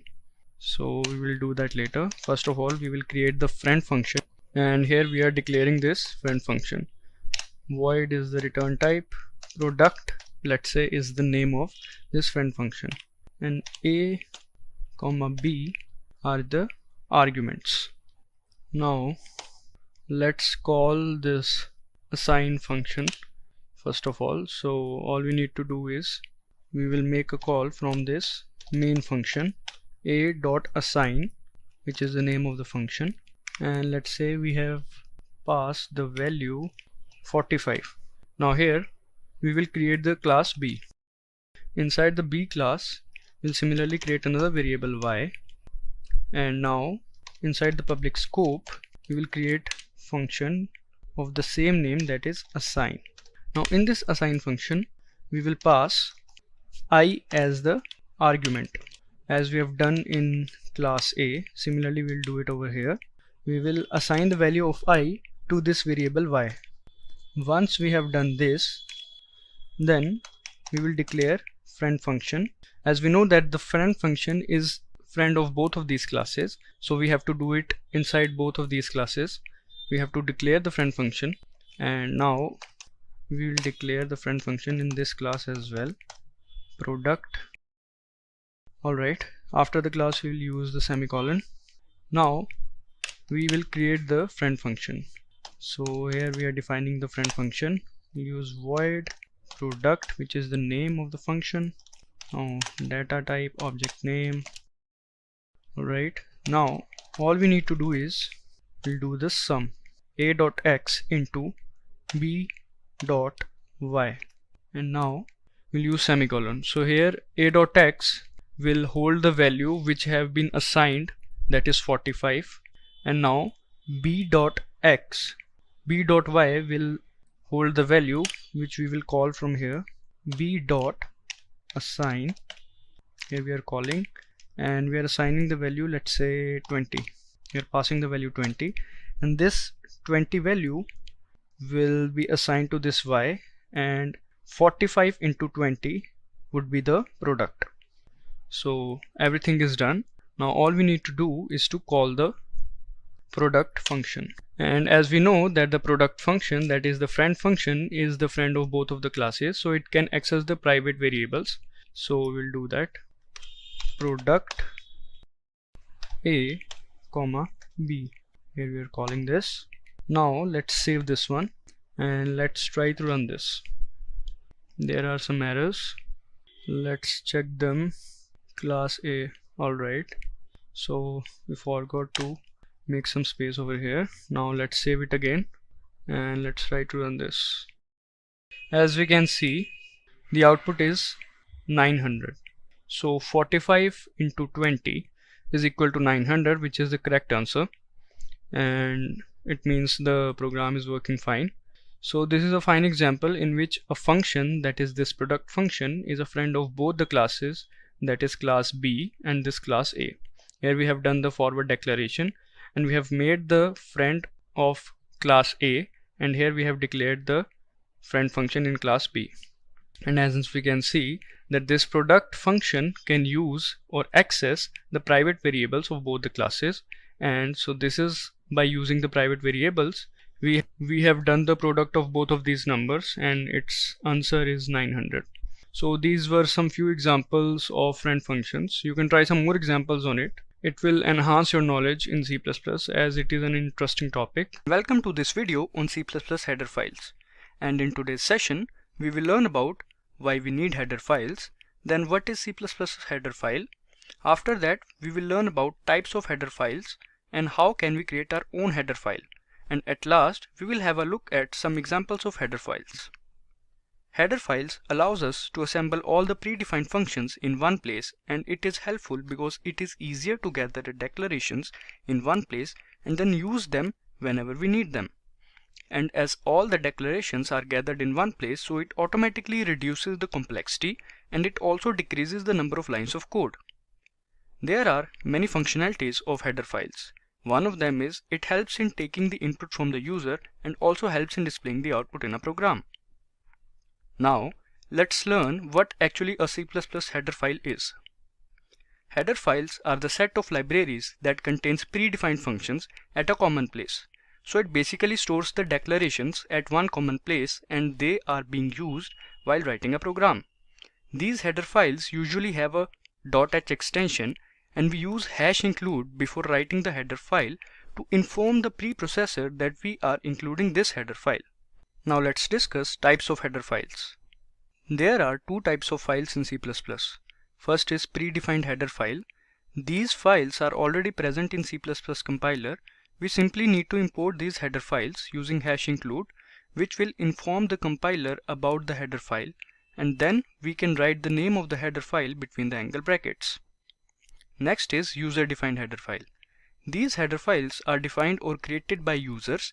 In C++, user can create their own header file and include it in the C++ library, and it can be used whenever it is required. Now let's learn how to create this header file. In order to create your own header file, First of all, we will write the C++ code which we want to use whenever we want. After that, we will save the file with .h extension. As we can see in step 1, we have written the code of two integers that are getting multiplied. And now we will include this in the program. To include this in the program, we will use #include, and after that we will write the name of the header file inside the angle brackets with the .h extension. Here #include will inform the compiler that a header file is added. And now, as we can see in step 2, after the declaration of two integers, we are calling the function product and passing the arguments x and y. After running this program, we will get the output as 45. Because 9 into 5 equals 45, and we don't need to worry about writing the logic of it because we have already included this header file. Now let's have a look at some examples of header files. #include iostream. Iostream is the header file that is used to read and write the standard input-output streams. Because of this header file, we can take the input and display the output.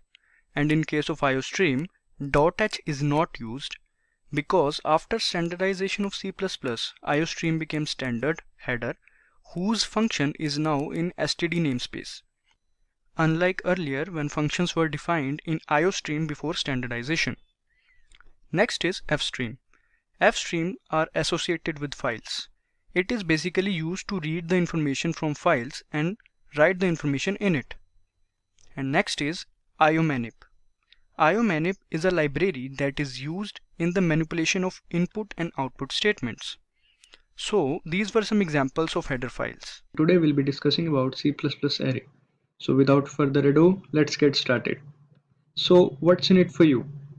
We will start by understanding why do we need arrays, then what is an array, after that types of array like one-dimension array, two-dimension array, multi-dimension array, and then memory representation.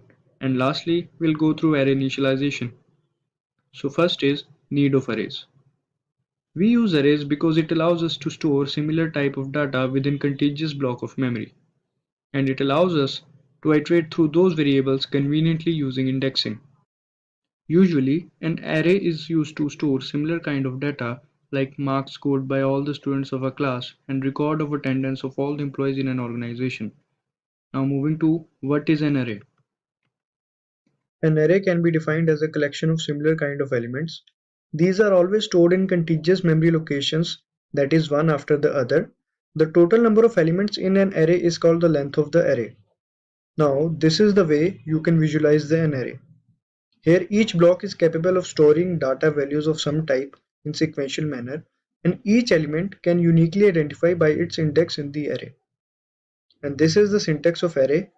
Int is the data type, array is the array name, and 5 is the size of array. Now there are few types of array in C++. Those are one-dimensional array, two-dimensional array, and multi-dimensional array. So let's first of all discuss 1D array. This is the simplest form of an array. In this array, data items are arranged linearly in one dimension, having single index value to represent data elements. Now this is the syntax of 1D array. Type is the data type, then there is array name, and after that size of array. And this is the example of one-dimensional array. Now coming to its memory representation. Here we can see 2, 7, 4, 8, 1, 6 are the elements inside the memory blocks. And 0, 1, 2, 3, 4, 5 are the indexes. So by using index, we can easily access the elements, and once the array elements are accessed, a number of operations can be performed. Here array of 0 means 2 and array of 1 means 7, and so on.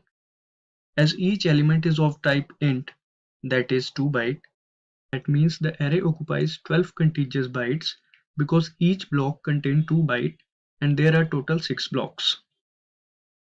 Now coming to the two-dimensional array. In this array, each element is referred by two indexes, that is rows and columns, and they are stored in the form of matrices. The first index shows a row of the matrix and the second index shows the column of the matrix. Now moving to its memory representation. As we can see, this is a 2D array with 3 rows and 3 columns. And we can also say that these are basically three 1D array containing 3 blocks each, combined to form a 2D array in the form of a matrix with size of 3 cross 3. The horizontal lines depicts rows and the vertical lines depicts columns.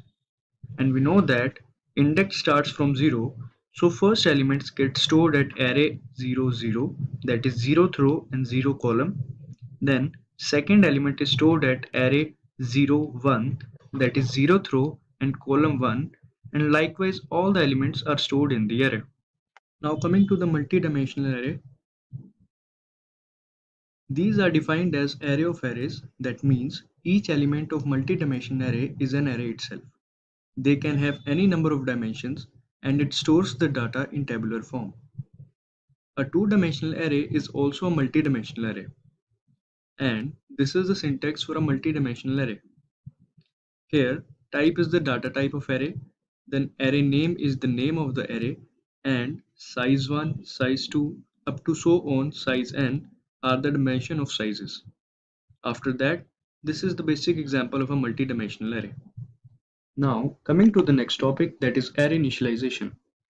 So, there are two ways to initialize an array in C++. First is, you can initialize an array when you declare it by including the initial values in braces after the declaration.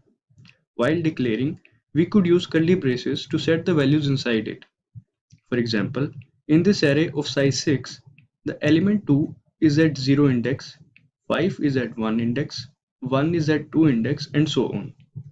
If we don't mention the size of array, then the array will only be large enough to hold the elements added within the curly braces.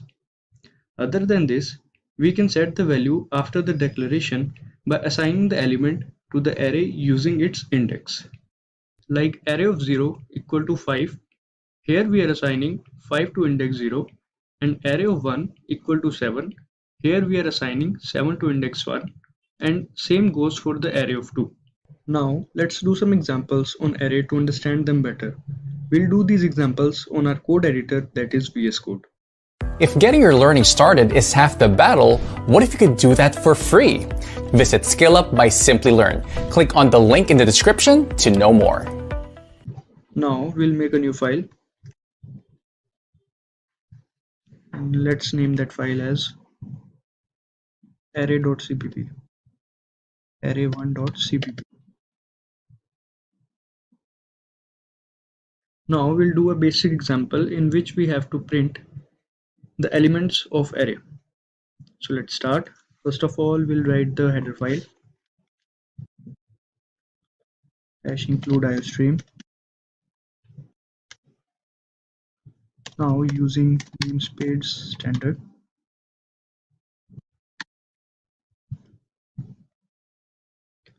now we'll write int main. Now we'll start by writing the data type int. Now we'll write the array name, that is, let's say coupon, and now the size of array, let's say 6. Now curly braces. Now inside these curly braces we'll write those elements, let's say 5, 8, 7, 3, 9, 1. So these are those elements, and this is our array declaration. Now here int means the data type, coupon is the array name, 6 is the size of array, and 5, 8, 7, 3, 9, 1 are the elements of array. Now after that we'll write the for loop with for keyword. Now we'll initialize I with 0, I less than 6 because it is the size of array. Now we'll increment I. Now in this loop, all we have to do is to print this array. So how do we do that? So let's do cout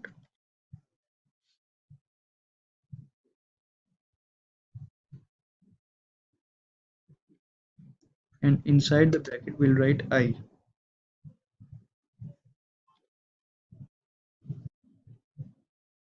So here we have printed the array inside the loop, and we have put I inside the array bracket. Now the loop will run from I0 to 6, and likewise all the elements from 5 to 1 will get printed. So let's see.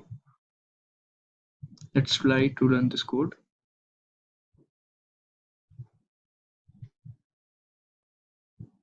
So this is our output 587391. So this is how we can print the elements of an array. And if we want to print a particular element from the array, all we have to do is to write the index number of that element inside the bracket. Let's say if we want to print 7, all we have to do is to print its index number, that is 2. Now let's run this.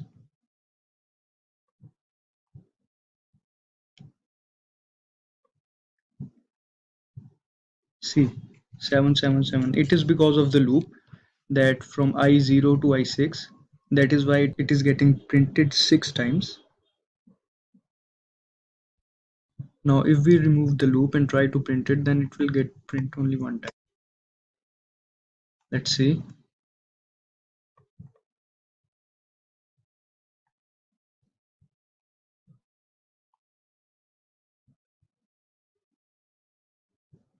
Here 7, and this is what we want to print. Now let's do another example. Let's name this file array2.cpp. Now in this example, all we have to do is to do the sum of all the elements of the array. So let's start by writing our header file #include iostream.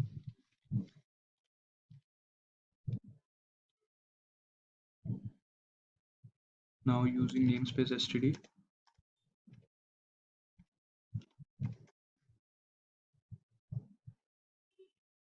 now we'll write int main. Now here first of all we'll declare a variable sum and initialize it with 0.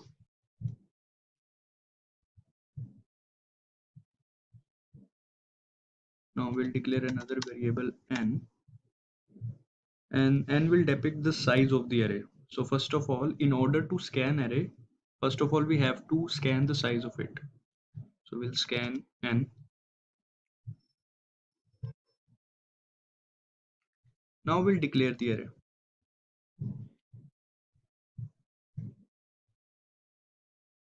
And inside the bracket we will mention n because it is the size.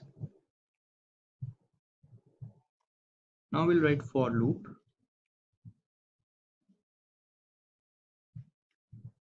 and we will initialize with I equals 0, I less than n, which is the size of array, and we'll increment I plus plus. We are writing for loop here because we want to scan the array, and as in this array there are more than one element, so that is why we need for loops. So now we will scan the array. We'll write cin, then name of array, and inside the bracket we'll write I. Now here we have written I inside the brackets because we want to take input of elements from I equal to 0 to n, which is the size of array. Now we'll take another for loop. Now here we will write another for loop in which we are initializing I from 0 to n, and inside that for loop we will do the sum of the array. So we'll write equals to 0, I less than n, which is the size. Now we will increment I plus plus. Now inside this for loop we'll do the code, we'll do the logic of adding the elements of the array. We'll write sum. As we know that we have already initialized sum with 0, we'll write sum equals to sum plus array of I.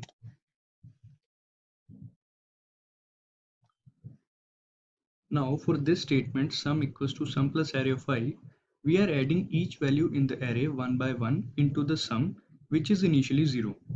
When I equals to 0, then the sum will be equal to 0 plus array of 0. And this sum will keep on getting stored inside the variable sum. As our I increments, our sum keeps on storing the addition value. Now, we'll print this sum outside the loop. We'll write cout and we'll write sum is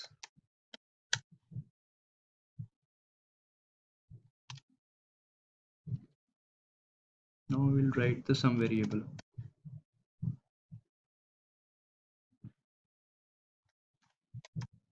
Return 0.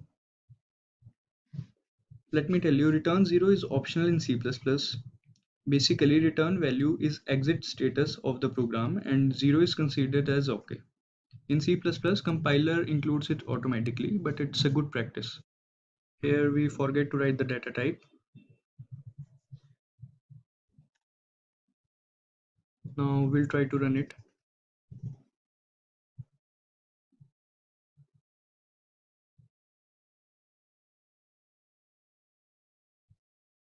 So first of all, we'll write the size, like let's say 6.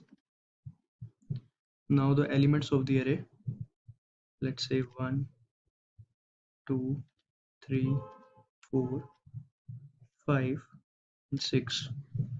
Now we want to find the sum of these elements. Sum is 21. Let's recheck. 1 plus 2 equals to 3, 3 plus 3 equals 6, 6 plus 4 10, 10 plus 5 15, 15 and 6 is 21. So this is our right answer. So this is another basic example of array. So after this we'll do one example of two-dimensional array also. So let's make a new file and we'll write the header file.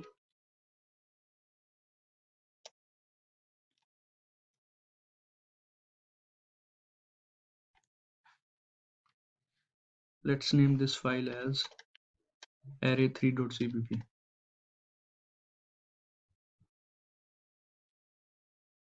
Now namespace standard.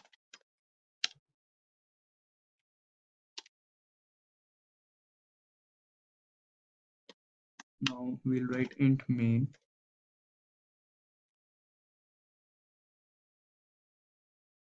Now we will declare a 2D array of 3 rows and 3 columns with elements inside it.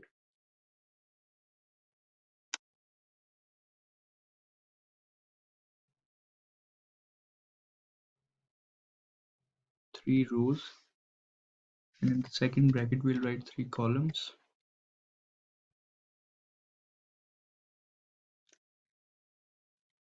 Now we'll write the curly braces and another curly braces. This is the way to declare a 2D array.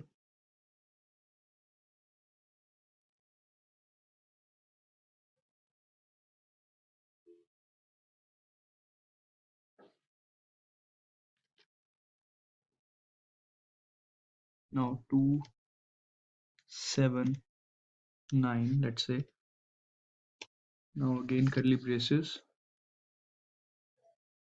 1, 3, 8.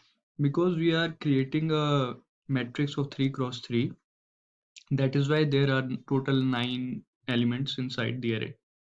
So now we will create a nested for loop where the outer loop I, which is for the rows of matrix, is initialized from 0 to 2. We'll write int I equal to 0. Now I less than 3, I plus plus increment.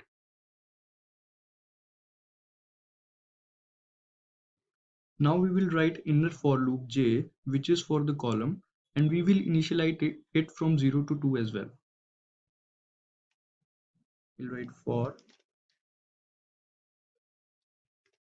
int j equals 0, j less than 3, j plus plus. Now we will print the array.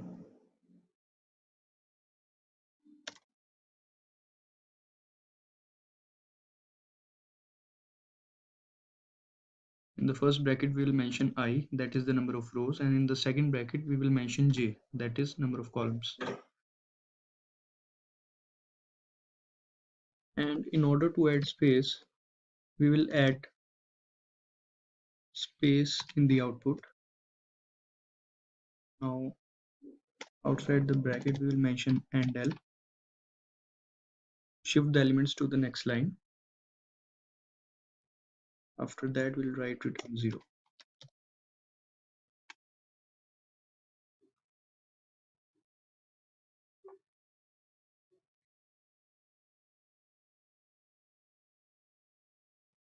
So this is our output, 541279138 in the matrix form. That is why I have used this space to make the output look good, and this AND-L.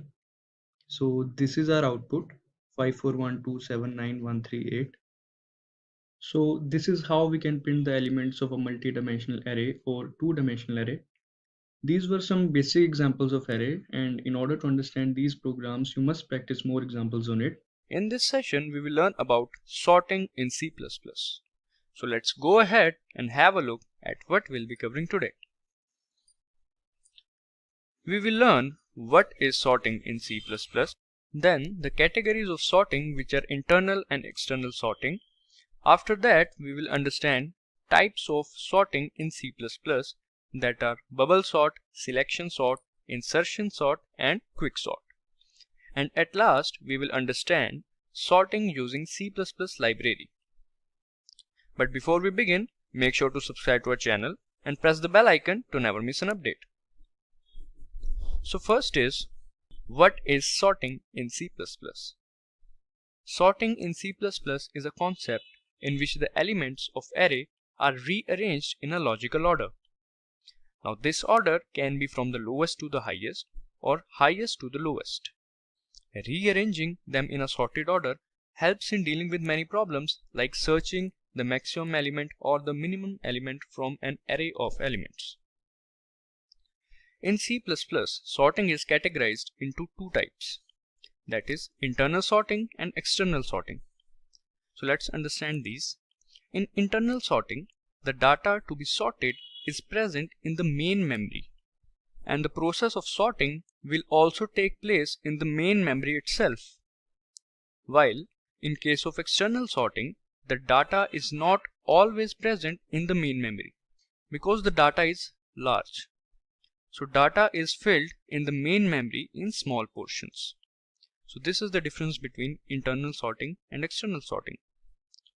Now coming to types of sorting in C++. There are various types of sorting in C++, that are bubble sort, selection sort, insertion sort, and quick sort.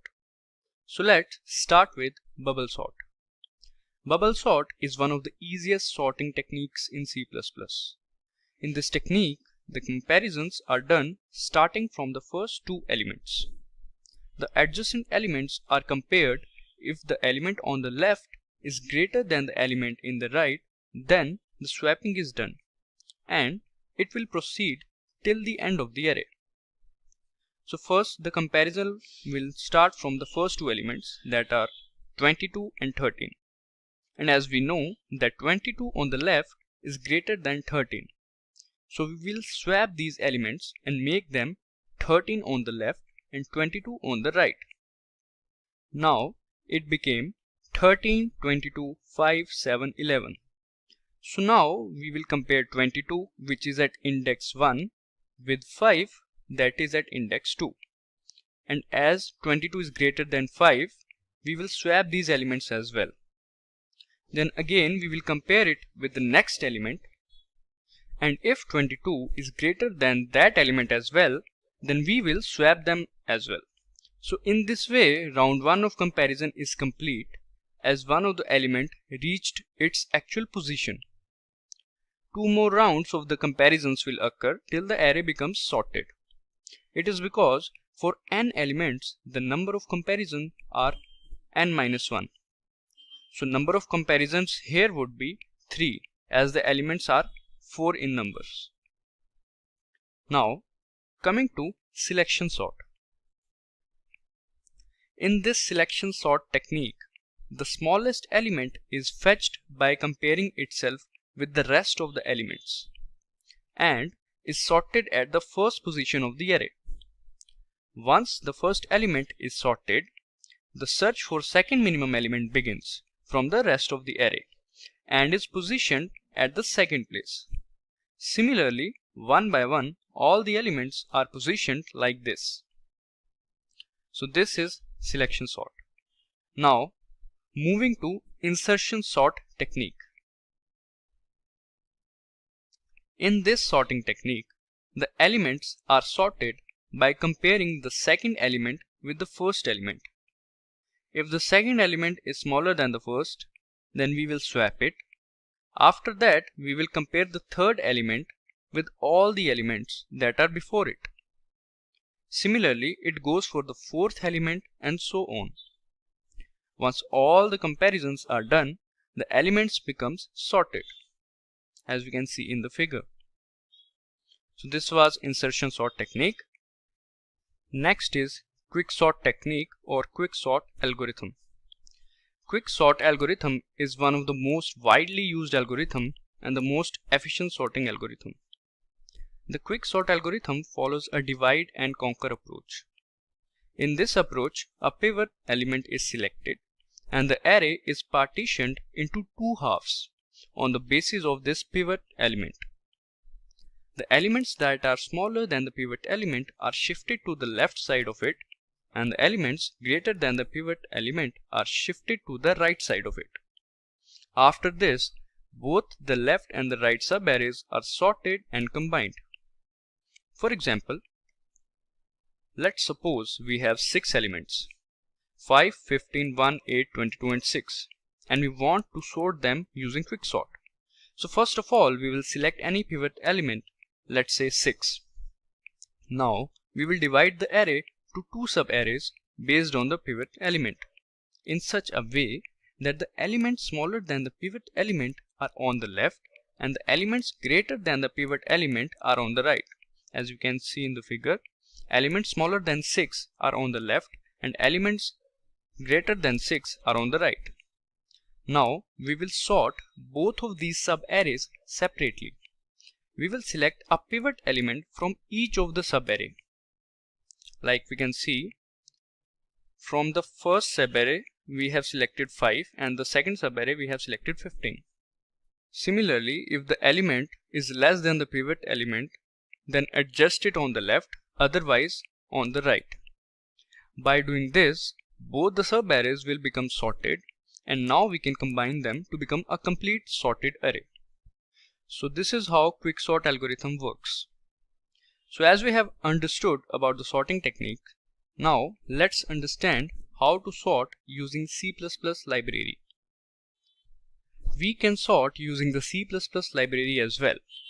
To use that library function, we must include the #include algorithm header file. This function compares each and every element within the range. The syntax of function is sort, then within the brackets there will be the starting iterator and the ending iterator. And we must include this algorithm header file with #include, which is a preprocessor. So as we have understood about these sorting algorithms, so let's move to our code editor, that is VS Code, to do some examples on these sorting algorithms. Alright, so this is our code editor and here we will do some examples of sorting techniques. So let's first of all create a new file and let's name it sort1.cpp. So let's add first of all the header file #include iostream, then the namespace standard,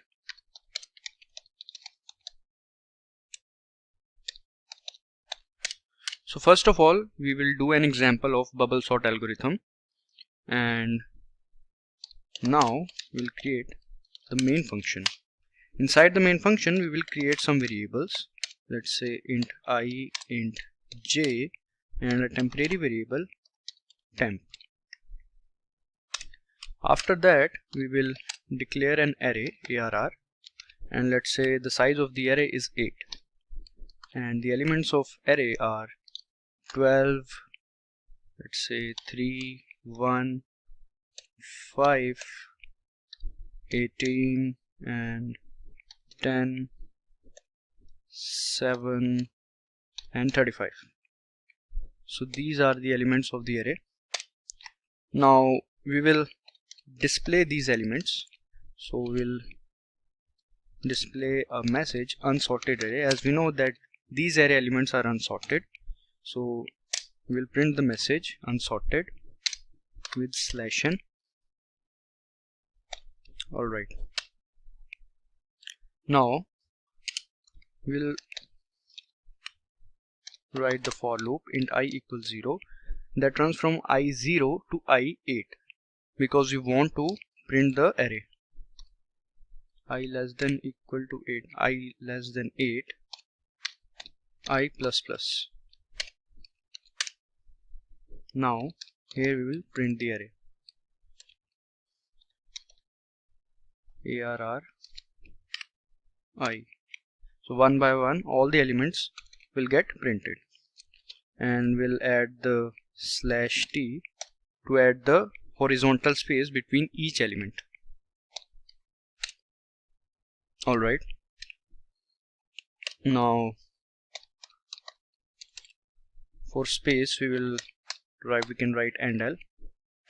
Now we will write the logic for bubble sort. As we know, in bubble sort the swapping is done starting from the first two elements, and if the element on the left is greater than the element on the right, then the swapping is done.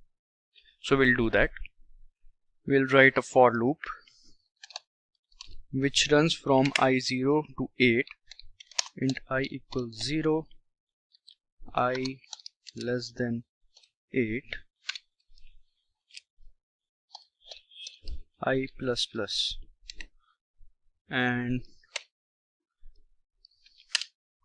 the second for loop would be int j equals I plus 1, j less than 8, j plus plus. Now I'll explain both of these loops, but before that let us just write the if condition for swapping. If arr I is less than arr j, oh, I write the opposite of that, which I have to write. Let's make it I. Yeah, if arr of j is less than arr of I, then we'll do the swap. So now I'll explain this part. Here when I is at 0, then j is at 0 plus 1, that is at index 1. So now comparison will take place between element at index 1 and element at index 0. If the right element, that is index 1 element, is smaller than the left element, that is index 0 element, then swapping will take place. And similarly, one by one, each element is compared with the next element, and it will proceed till the end of the array. So now here we will write the swapping logic. We will store the first variable into the temporary variable, and then we will store the second variable into array of I.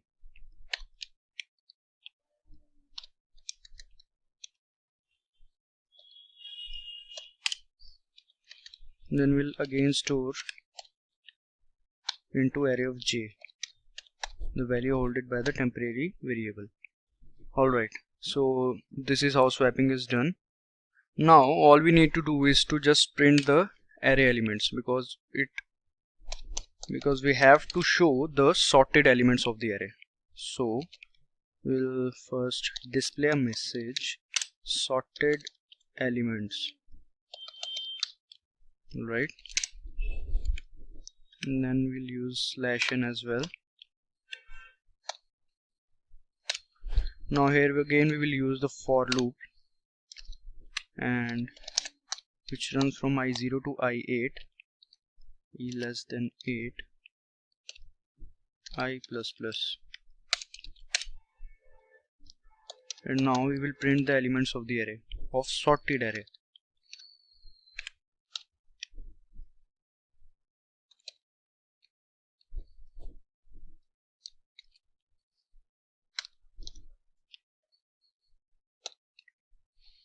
Just to add the horizontal space, we can write /t, and now after that return 0. Let's save it and let's hope it will work.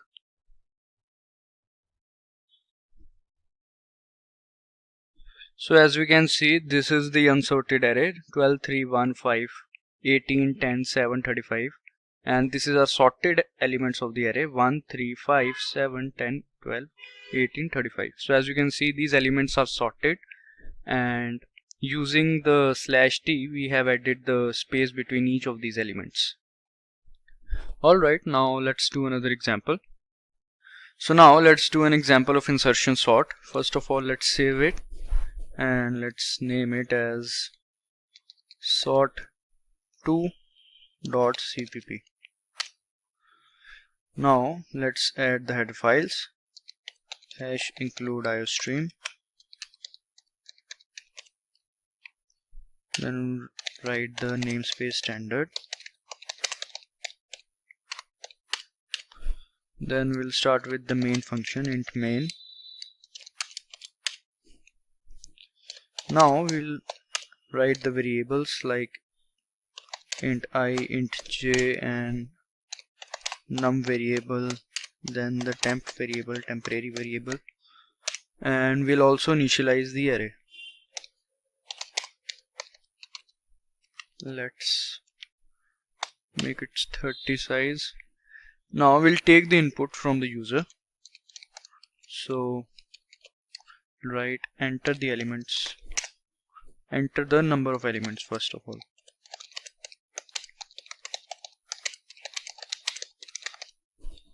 Alright,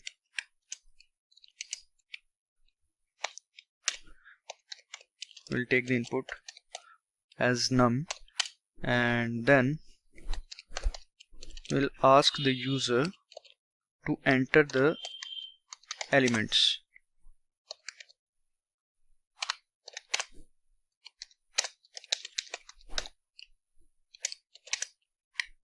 Alright, now using for loop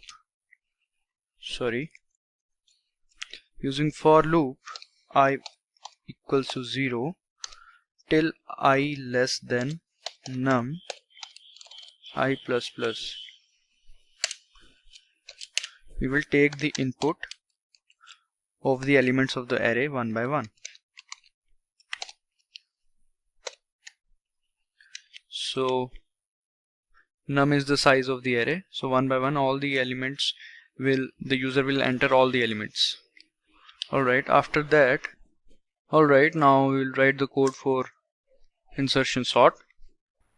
Please keep in mind, in insertion sort we start by comparing the second element with the first element. If the second element is smaller than the first element, then we will swap it. After that, we will compare the third element with all the elements that are before it. Similarly, it goes for the fourth element and so on. We can see this figure for reference, and now we'll start doing the code. We'll start by writing the for loop, which starts from 0 till num minus 1, I less than num I plus plus. Alright, after that we will store the array in the temporary variable.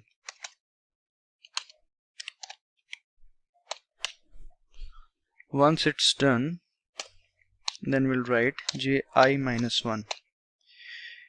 First of all, we have copied the elements of array to the temp variable. Then we have set j equals to I minus 1 because we have to compare it with the previous element.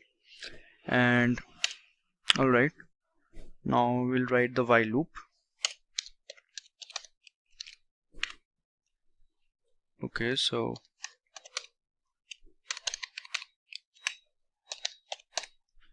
temp is less than ARR of j plus 1, no, only j, and for termination j must be greater than 0. Alright, let's make them inside the brackets.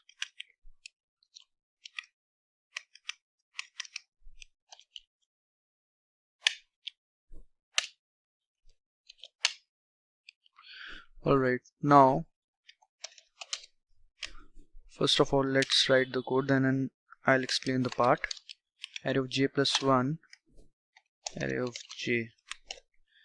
We will move this element forward and then we'll write j minus 1, will decrement it.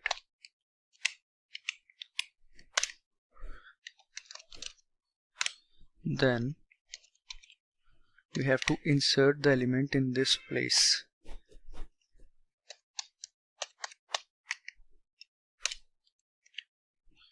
Alright, I'll explain this part. In this part we have copied the elements of array to the temp variable first of all, and then we have set j equals to I minus 1 because we have to compare it with one previous element. And while in while loop we are checking if the value of element prior to array of j is more or less. If it is less, then we move the element in order to set it to the right position. Using array of j plus 1 equals to temp, we are actually inserting the element in a proper place or the right position. We are validating that j remains greater than equal to 0. So this is how it's done, and now we have to print the elements. So now we have to print the sorted element, so we'll write the message, we'll display the message sorted elements, and then using the for loop we'll display all the elements one by one.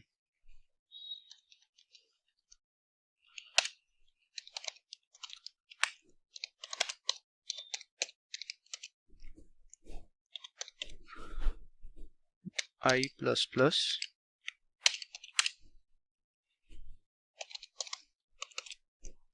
ARR, inside it will write I, and we'll add some space. Once it's done, then all is left is to write return 0.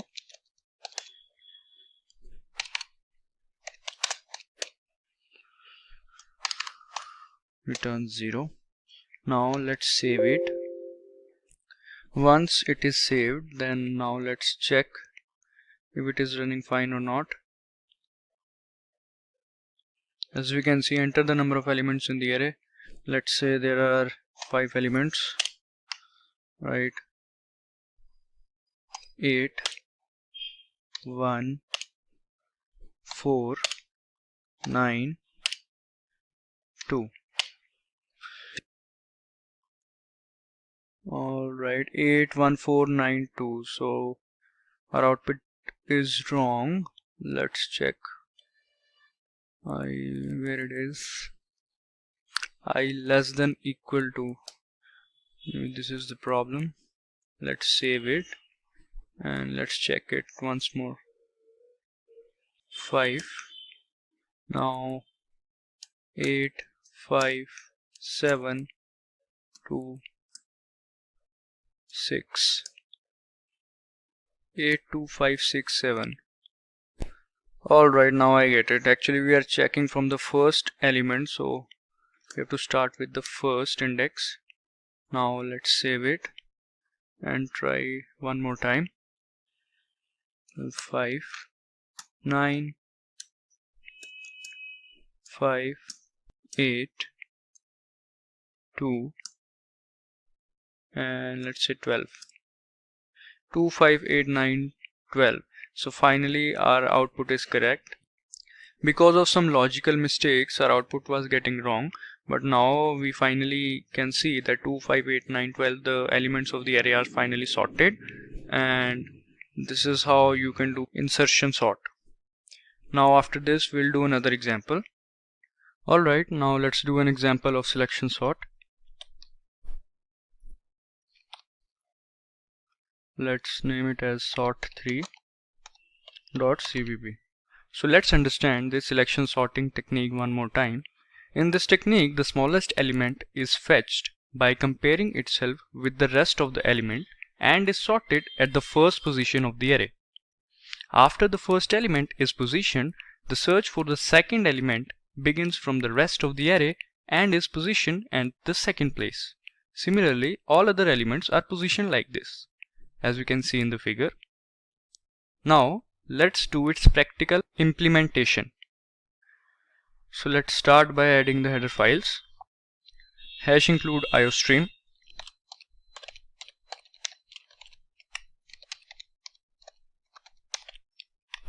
Then we'll write the using namespace standard.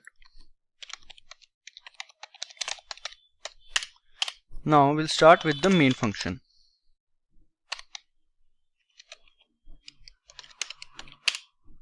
Alright, so first of all we'll declare some variables like int I, int j, int num variable, then a variable p, and a temporary variable temp, and we also need a minimum variable. We'll name it min, and now we will declare the array. Let's make it of size 10, and yeah, now we will display a message saying that enter the number of elements. We'll write enter the number of elements.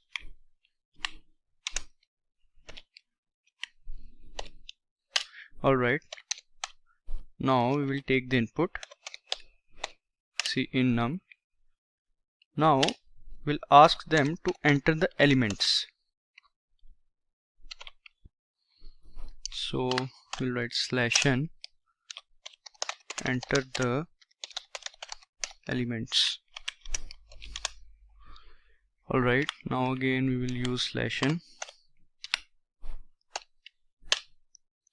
Once it's done, now we can take the input of the array. So we'll start with int I equals 0, I less than num, I plus plus, and now cin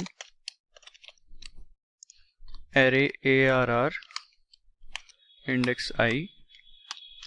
So yeah, now we can take the input from the user, and now we have to do the actual part, that is the selection sort. We have to sort the array using the selection sort technique.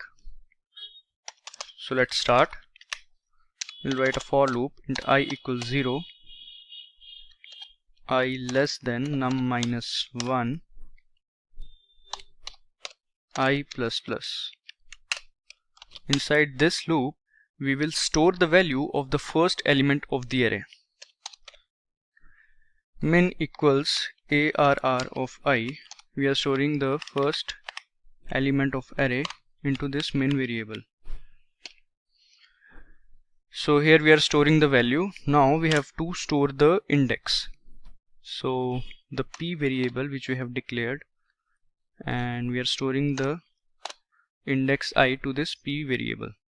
Alright, after that we have to use another for loop where the actual comparisons begins.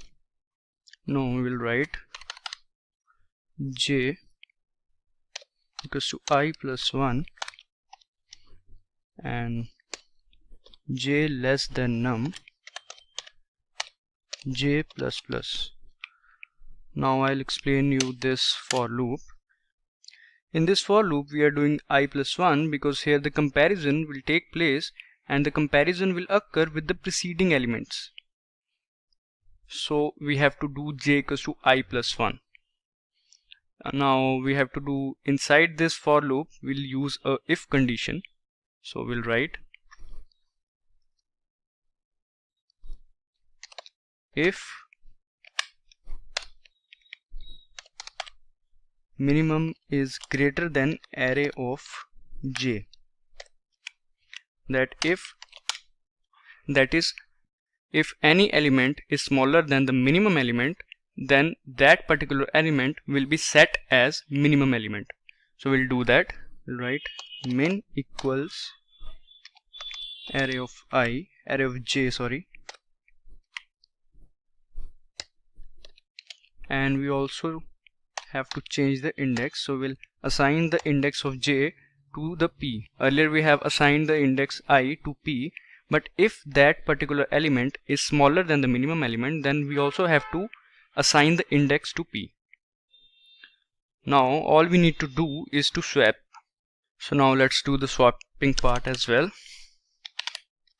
Alright. So first of all, the temporary variable temp, we will assign ARR of I. We have to swap ARR of I and ARR of P because the index J is assigned to P. And we all know how to do the swapping.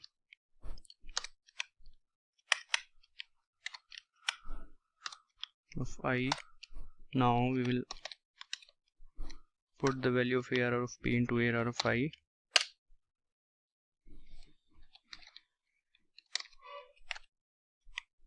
Now the value at temp goes to ARR of P. So the swapping is done here, and now we have to just print the sorted array. So now let's first of all display a message saying that the sorted elements are, right, /n sorted elements are /n again. Now using for loop we will print all those elements equals 0, I less than n, I plus plus. Alright, now we will just print the array, and now in order to give some space we'll use the double quotes. Now it's done. Now return 0 will write. Now everything is done. Now let's check if it is working or not. It's done by our end, so let's save it and let's try to run. Enter the number of elements. Okay, so let's add 5. Now 5 elements are 8, 1, 5, 1, 5, 3, 7. 1, 3, 5, 7, 8. As you can see, these are the sorted elements and this is correct. So this is how we can do the selection sort. This is our logic behind the selection sort. You can try this example as well. Alright, now we'll do an example of quick sort. So first of all, let's create a new file and name it as sort4.cpp. Now as we know, in quick sort follows the divide and conquer algorithm. So let's have a look at it. As we know, in quick sort a pivot element is selected, like here we have selected 6 as a pivot element, and then the elements which are smaller than 6 are put on the left side and elements which are greater than 6 are shifted to the right side. And similarly, same thing is done with the partitions or the subarrays, and in the end when we combine we get a sorted array. So now practical implementation. So first of all we'll start by creating a main function, and before that we'll add the header files #include iostream and the namespace standard. Alright, now we'll start with the main function. Inside the main function we will declare a variable num and another variable I, and declare an array ARR of size, let's say 10. Now we'll display a message saying that enter the number of elements. enter the number of elements.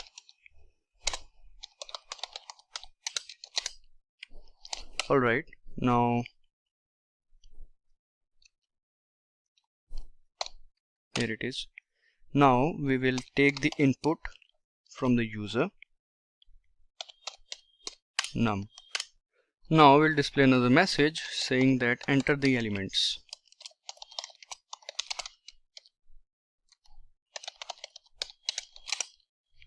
And now we'll use for loop to take the input from the user. I equals 0, I less than num I plus plus.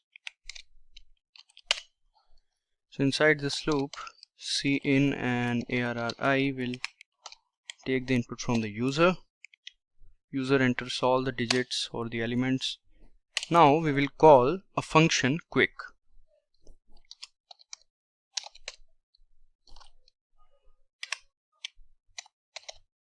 And we'll pass the arguments array and the starting index and the ending index. The starting index would be 0 and ending index would be num minus 1, that is size minus 1.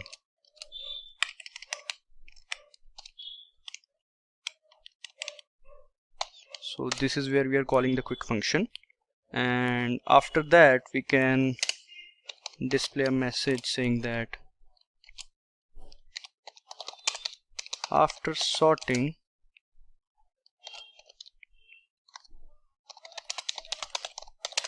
the elements are.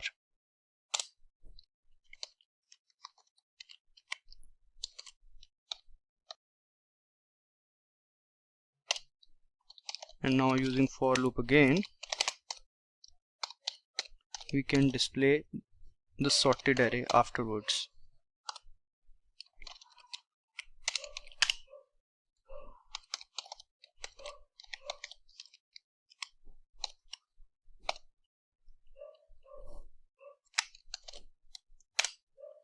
We'll add some space. Yes, and we'll write return 0. So our main function is done. Now all we need to do is to make the quick function. Alright, so let's create this quick function. Quick, and its data type would be void quick, and we'll pass the arguments or the parameters are array and the starting index and the ending index. Start, int, end. So these are the parameters, and inside this quick function we'll write the if condition, that is if start of the index is less than end, that is if the array element is more than 1, then here we will find the point of division D, and then there would be recursive calls for the divided subarrays or the partitions. So now we will make the division point D, and now we will call the function divide, and we'll pass the parameters array and the starting index and the ending index to this function as well. So here D is the division point, and by calling this function we will find this division point. After that we will do the recursive call for the left subarray and the right subarray. So let's do that. Quick array and starting index and ending index, but here ending index would be, as it is a subarray, as it is the left subarray, so the division point is the point of division, so the ending index for the left subarray would be D minus 1.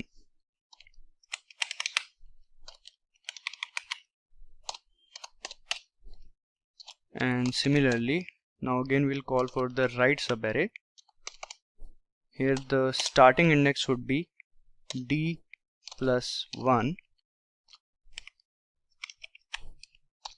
and the ending index would be end. let me explain this part again. The first recursive call would be from start to d minus 1, and the second recursive call is from d plus 1 to the end. So these are the two subarrays. This is the right subarray and this one is the left subarray. So d minus 1 is this element and d plus 1 is this element. Alright, now we'll make this divide function, and we have to make this divide function above the quick function, otherwise it will show an error. Or if you don't want to do that, then you can do the forward declaration, but I'll prefer doing this only. So int is the data type, divide is the name, and now int arr, as we have passed the starting index and the starting index and the ending index. Alright, now inside this divide function, first of all we will set a pivot element. So we'll do that arr. We usually select the last element as pivot element, or you can select the first element as well, or any random element. Now we'll create another variable int index, and we'll assign it start index. Now this variable will keep the track of elements in the array, starting from all first element and all these elements. So now we'll use a for loop, and now we will do the comparison with the pivot element. So inside the for loop, int I equals start, because we'll start from the first element. So I equals start, I less than, and we will not use less than equal to, we'll use I less than n, because we don't want to include the pivot element. So that is why we'll use I less than n, and now I plus plus. Alright, now inside this for loop we will create if condition. Now in this condition, if the array of I is less than the pivot element, then we will shift it towards the left. Then we'll do the swapping. And arr I is less than pivot, then temporary variable temp, and we all know how to do the swapping, so we'll do that.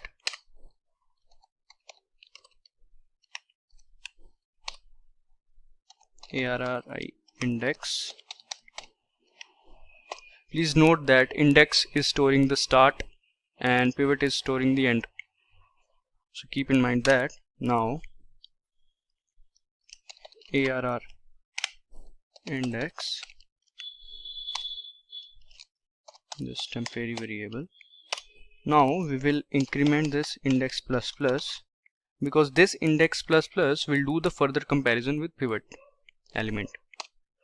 So if that particular element is smaller than the pivot element, then it will move to the left side, otherwise on the right side. Alright, now it's done. Now the only thing left is the positioning of the pivot element, and to do that, because we have to find the partitioning point, so we have to position the pivot element at its proper place. So for that we'll use the temporary variable again, and arr and index, then we'll swap it with index.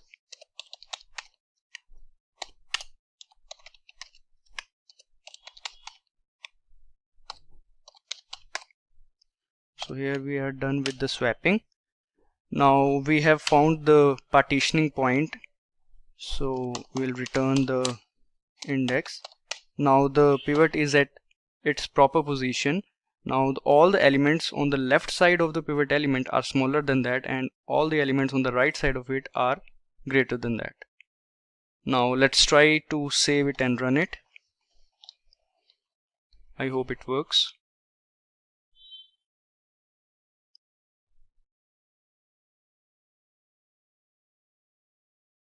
There are some errors. Let's check. Alright, let's do it.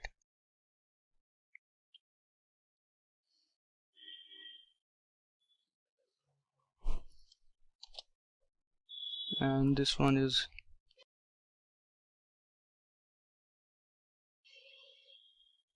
extra. Alright, now let's save it and run it.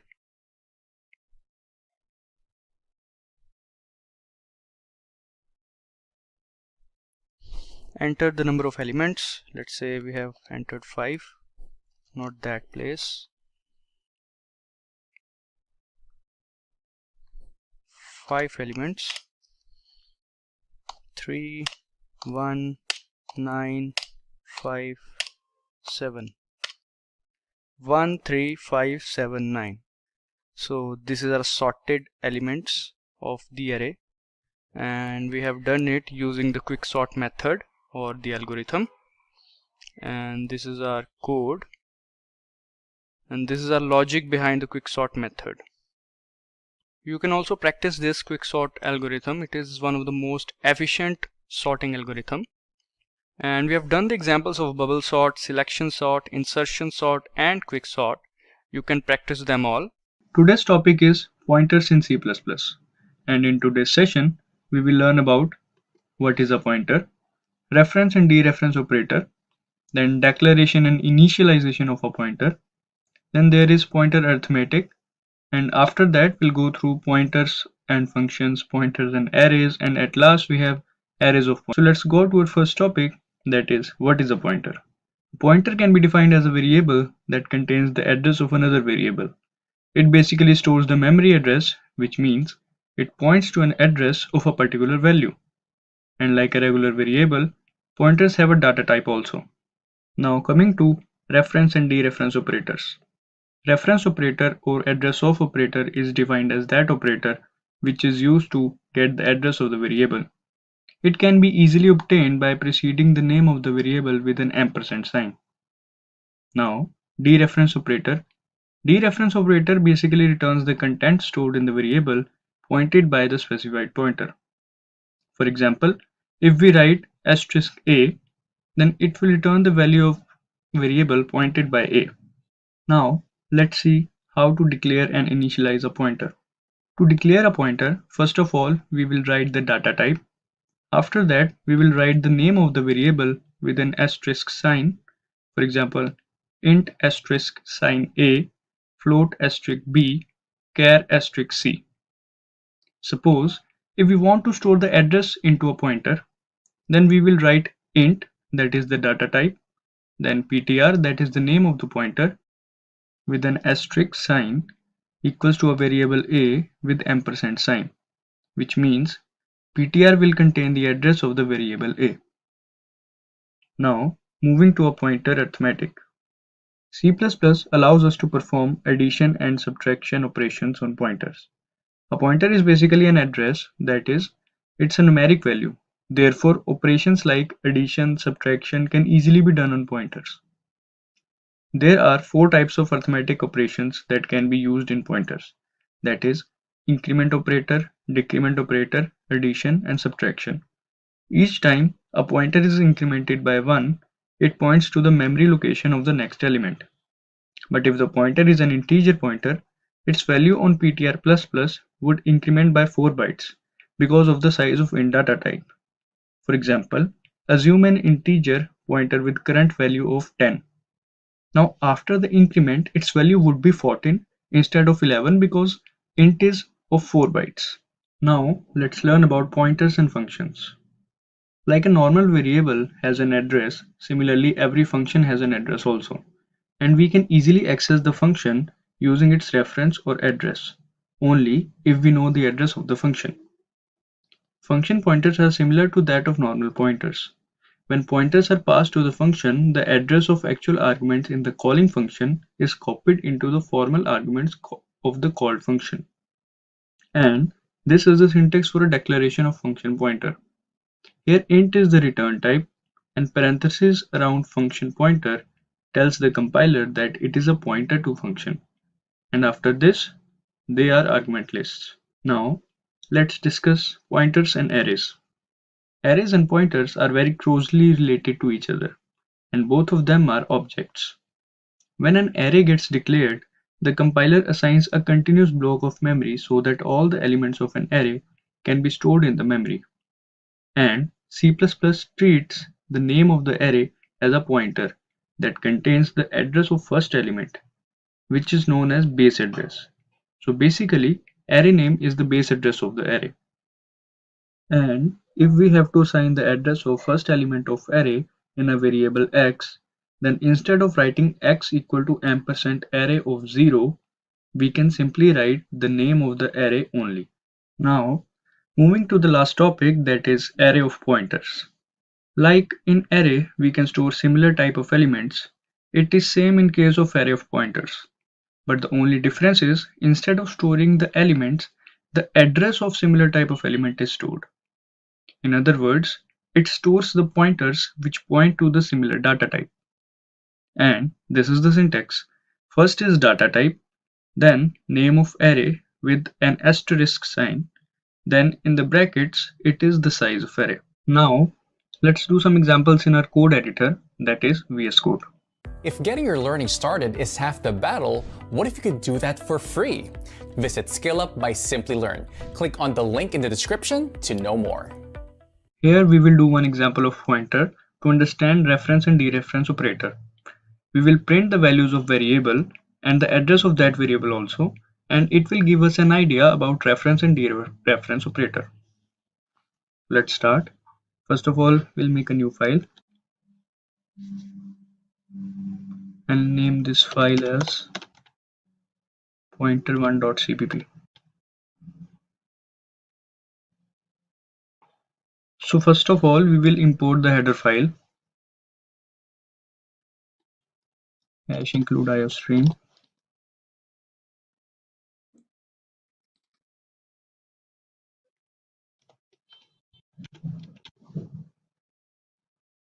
Now we will include namespace standard.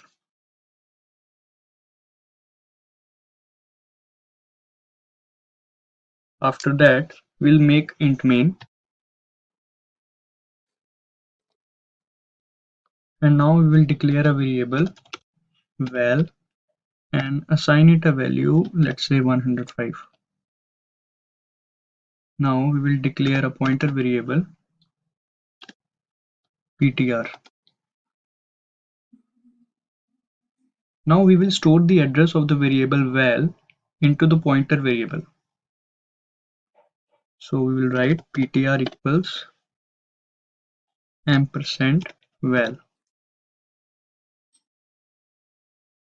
Now we'll display a message. Before printing val variable, we'll display a message saying value of val is.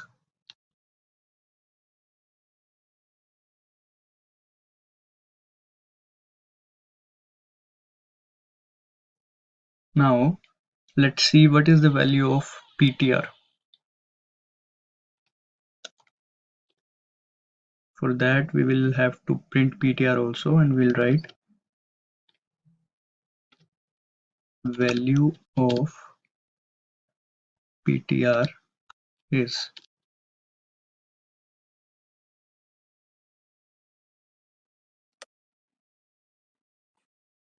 Now we will print the pointer variable ptr also. Although the value of val and ptr would be same, but in order to check we will print that also. So we'll write cout value of specific ptr is.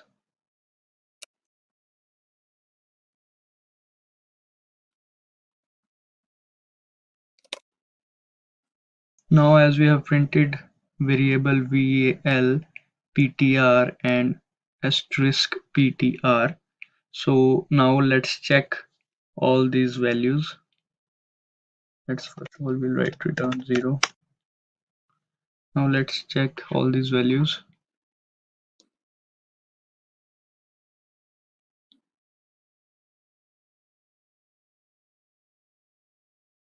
Here we can see value of variable val is 105 and the value of ptr is this. This is actually the address, and the value of pointer variable ptr is 105.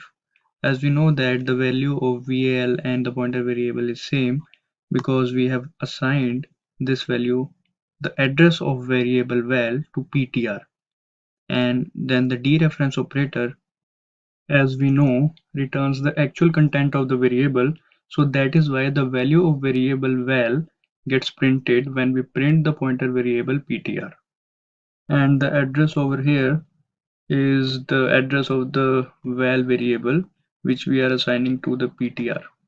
So that is why this address is getting printed. Now we'll do another example.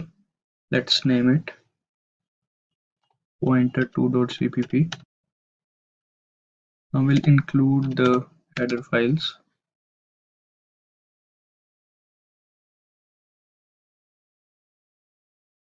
Hash include iostream.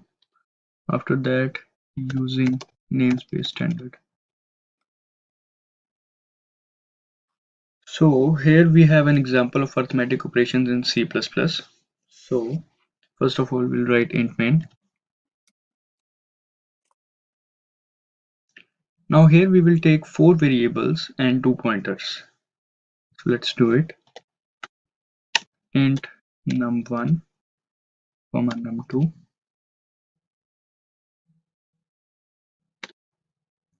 int sum equals 0, and int sub equals 0. We'll initialize it with 0. Now we will declare the pointers ptr1, ptr2.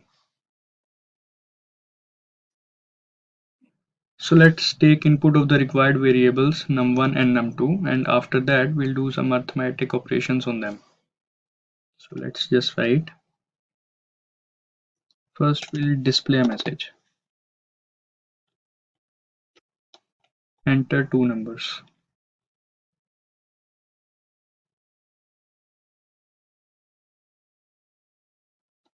Enter 2 numbers.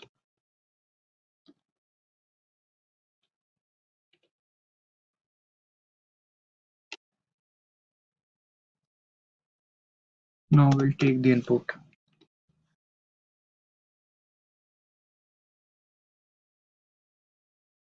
After this, we will store the address of num1 and num2 into ptr1 and ptr2 respectively. So let's do it. ptr1 ampersand num1, ptr2 ampersand num2.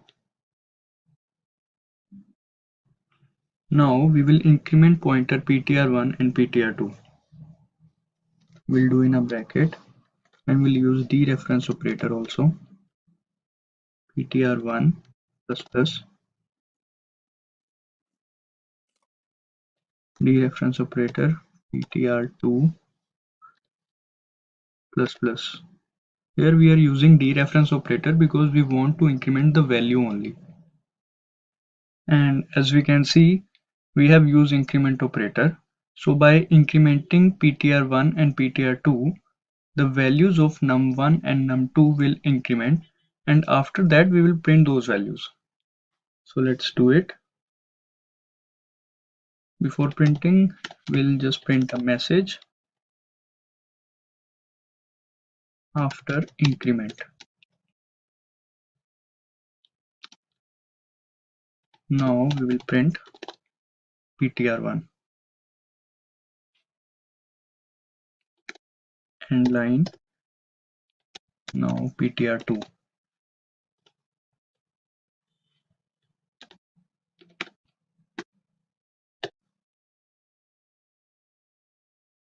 Now we will do the sum of these incremented values. So we will write sum equals dereference operator ptr1 plus dereference operator ptr2. Now we will simply print it. We'll write addition and we'll print some variable which we have already initialized as 0 earlier, and we'll write end line. So this will give us the sum of the incremented values of num1 and num2. Now let's talk about decrementing the value of pointers using decrement operator. Here, by using this operator, the value of the ptr1 and ptr2 gets decremented. So let's start. We'll write decrement ptr1 minus minus. That is the decrement operator. Now ptr2 minus minus. Now we will write after decrement the values of ptr1 and ptr2. So we'll display a message saying after decrement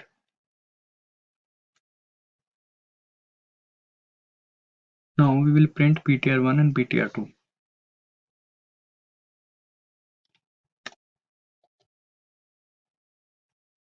This will display the values of ptr1 and ptr2 after decrement.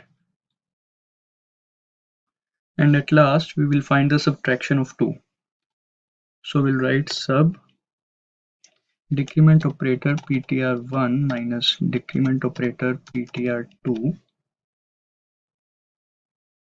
and cout will display first subtraction. We'll write subtraction, then we'll write the variable sub.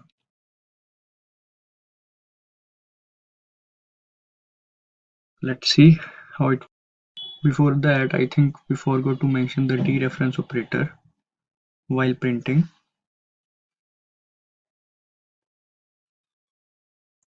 We have to mention this because we want to print the values.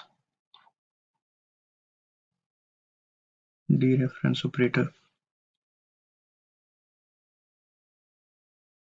And let's put some space over here. Now let's try. Enter two numbers. So let's say we'll enter 4 and 5. As you can see, we have entered 4 and 5. After increment, it becomes 5 and 6. And on addition, it becomes 11. After decrement, it becomes 4 and 5 again. Then 4 minus 5, that is equal to minus 1. So this is the right answer. And this is how it's done. This was the basic example of arithmetic operations in pointers. Now let's do another example. Name this file as pointer3.cpp. Now we will include the header files hash include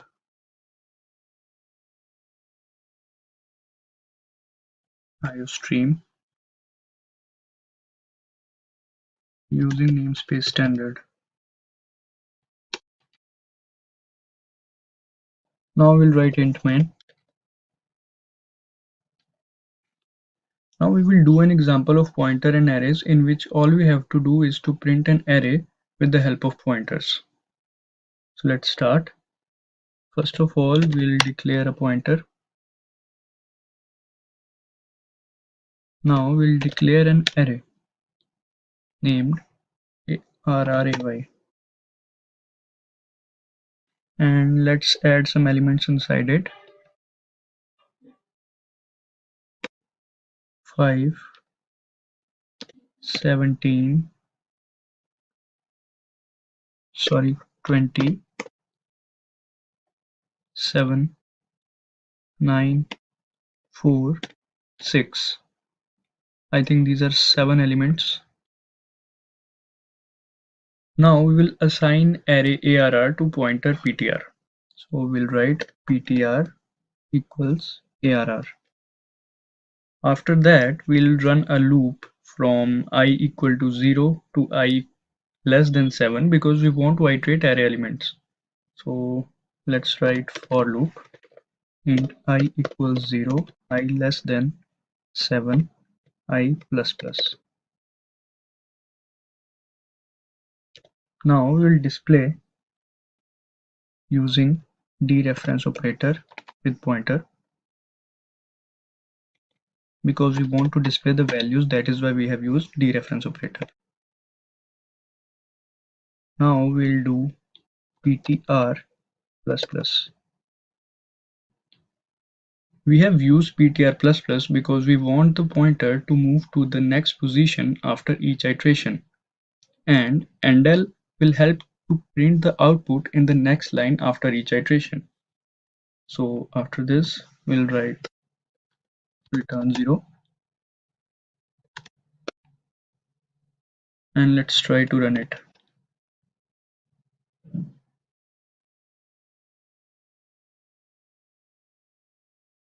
I think there is some error. Yeah, namespace. Now let's again try to run it. Instead of array we have used arr. Hope it works now. Here it is, 27946, 517 27946. So these are our array elements which we want to print. So this is how we can print the array elements with the help of pointer. So these were some basic examples of pointers in C++. In this session, we will learn about this pointer in C++. So let's go ahead and have a look at what we'll be covering today. So in this session, we will cover topics like what is this pointer, then we will have a look at the syntax of this pointer, then we will understand the working of this pointer, and after that, we will learn how to access the executing object using this keyword. And we will also learn about the features of this pointer. But before we begin, make sure to subscribe to our channel and hit the bell icon to never miss an update. So our first topic is, what is this pointer? In C++, this is a keyword that is used to represent an object that invokes the member functions. It automatically points to the object for which the object is being called. Or, in other words, this keyword points to the current instance or object of the class. For example, let us suppose we have a local variable of same name as that of the data member, and we want to assign the value of a local variable to the data member, but having the same name would create a problem. So in this type of case, we use this pointer. This keyword tells the compiler that we are referring to object's data members. Now let's learn about the syntax of this pointer. The syntax for referring class variable or instance variable would be this keyword, then arrow operator with class variable equal to local variable value. And the syntax for referring to current object of class would be this with asterisk sign or dereference operator sign. Now let's understand working of this pointer. This keyword represents the address of current instance of the class. This pointer acts as an implicit parameter to all the member functions. Now implicit parameters are similar to normal parameters. The only difference is these parameters are passed silently to the functions. That is, it is passed as a hidden argument and is automatically passed to the member function when it is called. Now let's learn how to access the executing object. As we can see in the example, we have created an object obj of class O, and with the help of this object we have called this function display, in which we are printing the address of the object, and we are also printing this pointer, and this is the executing object. So by printing this, we will get the address of object in the memory. Along with this, we can also access the data members using this keyword. Alright, now let's move to features of this pointer. The first feature would be to distinguish the data members from local variables, which means it helps in making the class members more readable by differentiating the members of the class and the parameters which have the same name. This keyword helps in differentiating between the class variable and the parameters. As we can see in the example, we are assigning the var variable, which is a parameter, to the class member var, and this can only be done with the help of this pointer. Now let's move to the next feature, that is method chaining in C++. Method chaining in C++ is a very useful feature of this pointer. It helps to chain methods together for ease and cleaner code. In this, each method returns an object and allows the call to be chained together into a single statement. It helps in invoking multiple methods that are chained together. As we can see in the example, set method, replace method, and inc method are chained together in a single statement, and arguments are also passed.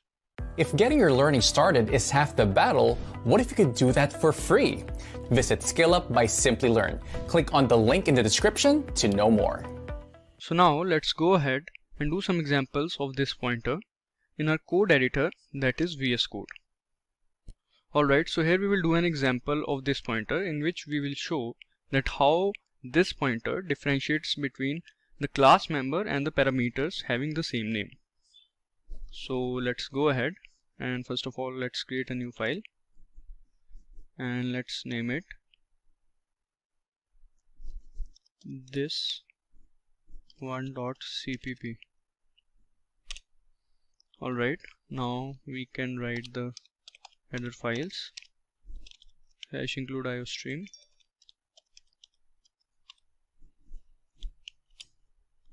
Now we'll write the namespace standard.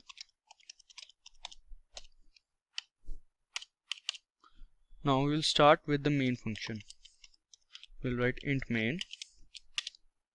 Inside int main, first of all, we will write the class name and then the object of that class, let's say obj. Now let's write return 0 first of all, and now we can make some calls with this object, but before that let's create class. So alright, now we have to create a class which has the name A. As we know, the class name is A, we have already defined, and the name of the object is obj. So let's create class A, and inside that class we will, inside the private scope, we will declare some variables. Let's say int x, y, and z. So these three are the variables. Now I'm sorry, spelling is wrong, int z. So these three are the variables. Now inside the public scope we will create a function. Let's say the name of the function is set. So data type is void, name of the function is set, and from the main function we will call this set function. So all we need to do is we'll write the name of the object obj dot operators set, which is the name of the function, and we will pass the arguments, let's say 20, 54 and 65. These are random numbers. Now here we will write int x, int y, int z. As we can see, the parameters and the class members have the same name. So variables are of same name. So for that we know that we have to write this pointer. So we will write this x. So here this x is the parameter 1 and this x is the class variable. So this pointer differentiates between both of them, as the name is same, so this will help in differentiating. We'll do the same for y and we'll do same for x. This arrow operator z equals to z. So here we are assigning the values to these class members. Now after that we will display these values. So let's create another function. Let's say the name of the function is void print. Alright, so inside this function we will simply display these variables. So we'll write x value is the small one x value is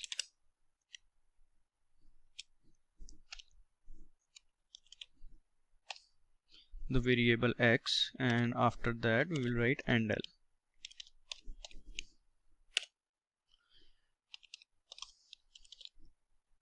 Right, y value is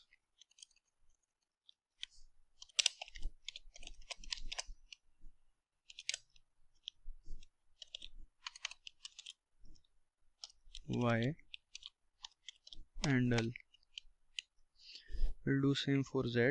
We can copy it and just paste it. It will save some time. Alright, as we have displayed or printed all of these three variables, so as the class ends, so we need to add the semicolon in the end. Now this print function, we need to call this one. So with obj object we will call this print function. Alright, so after calling this we have already added return 0. So let's save this one and try to run it.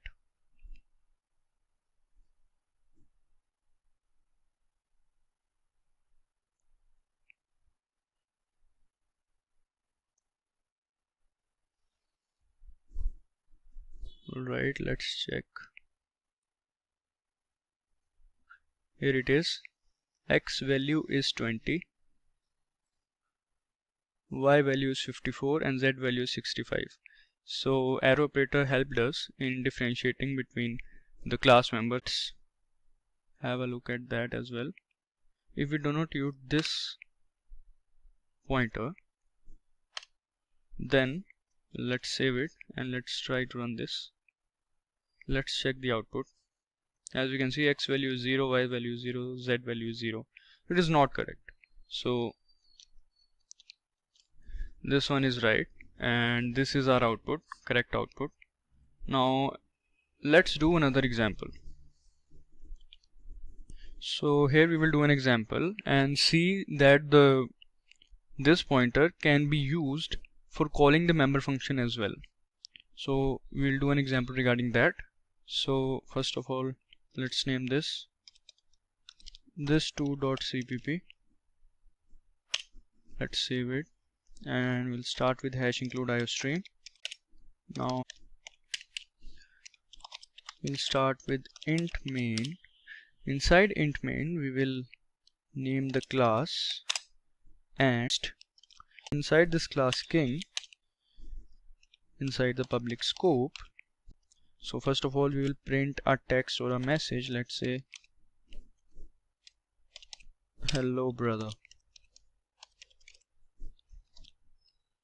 So after that we'll write and l. Now we will call another, not cout. We will call this function call which we have declared and not defined yet. So we will write this arrow operator cal call. This is how you can call using this pointer, and here we are calling this call function. So we'll close the class using semicolon, and now inside the class scope, let's say void king scope resolution operator. This means that this function is of class king. So now we will print whatsoever we want. Let's say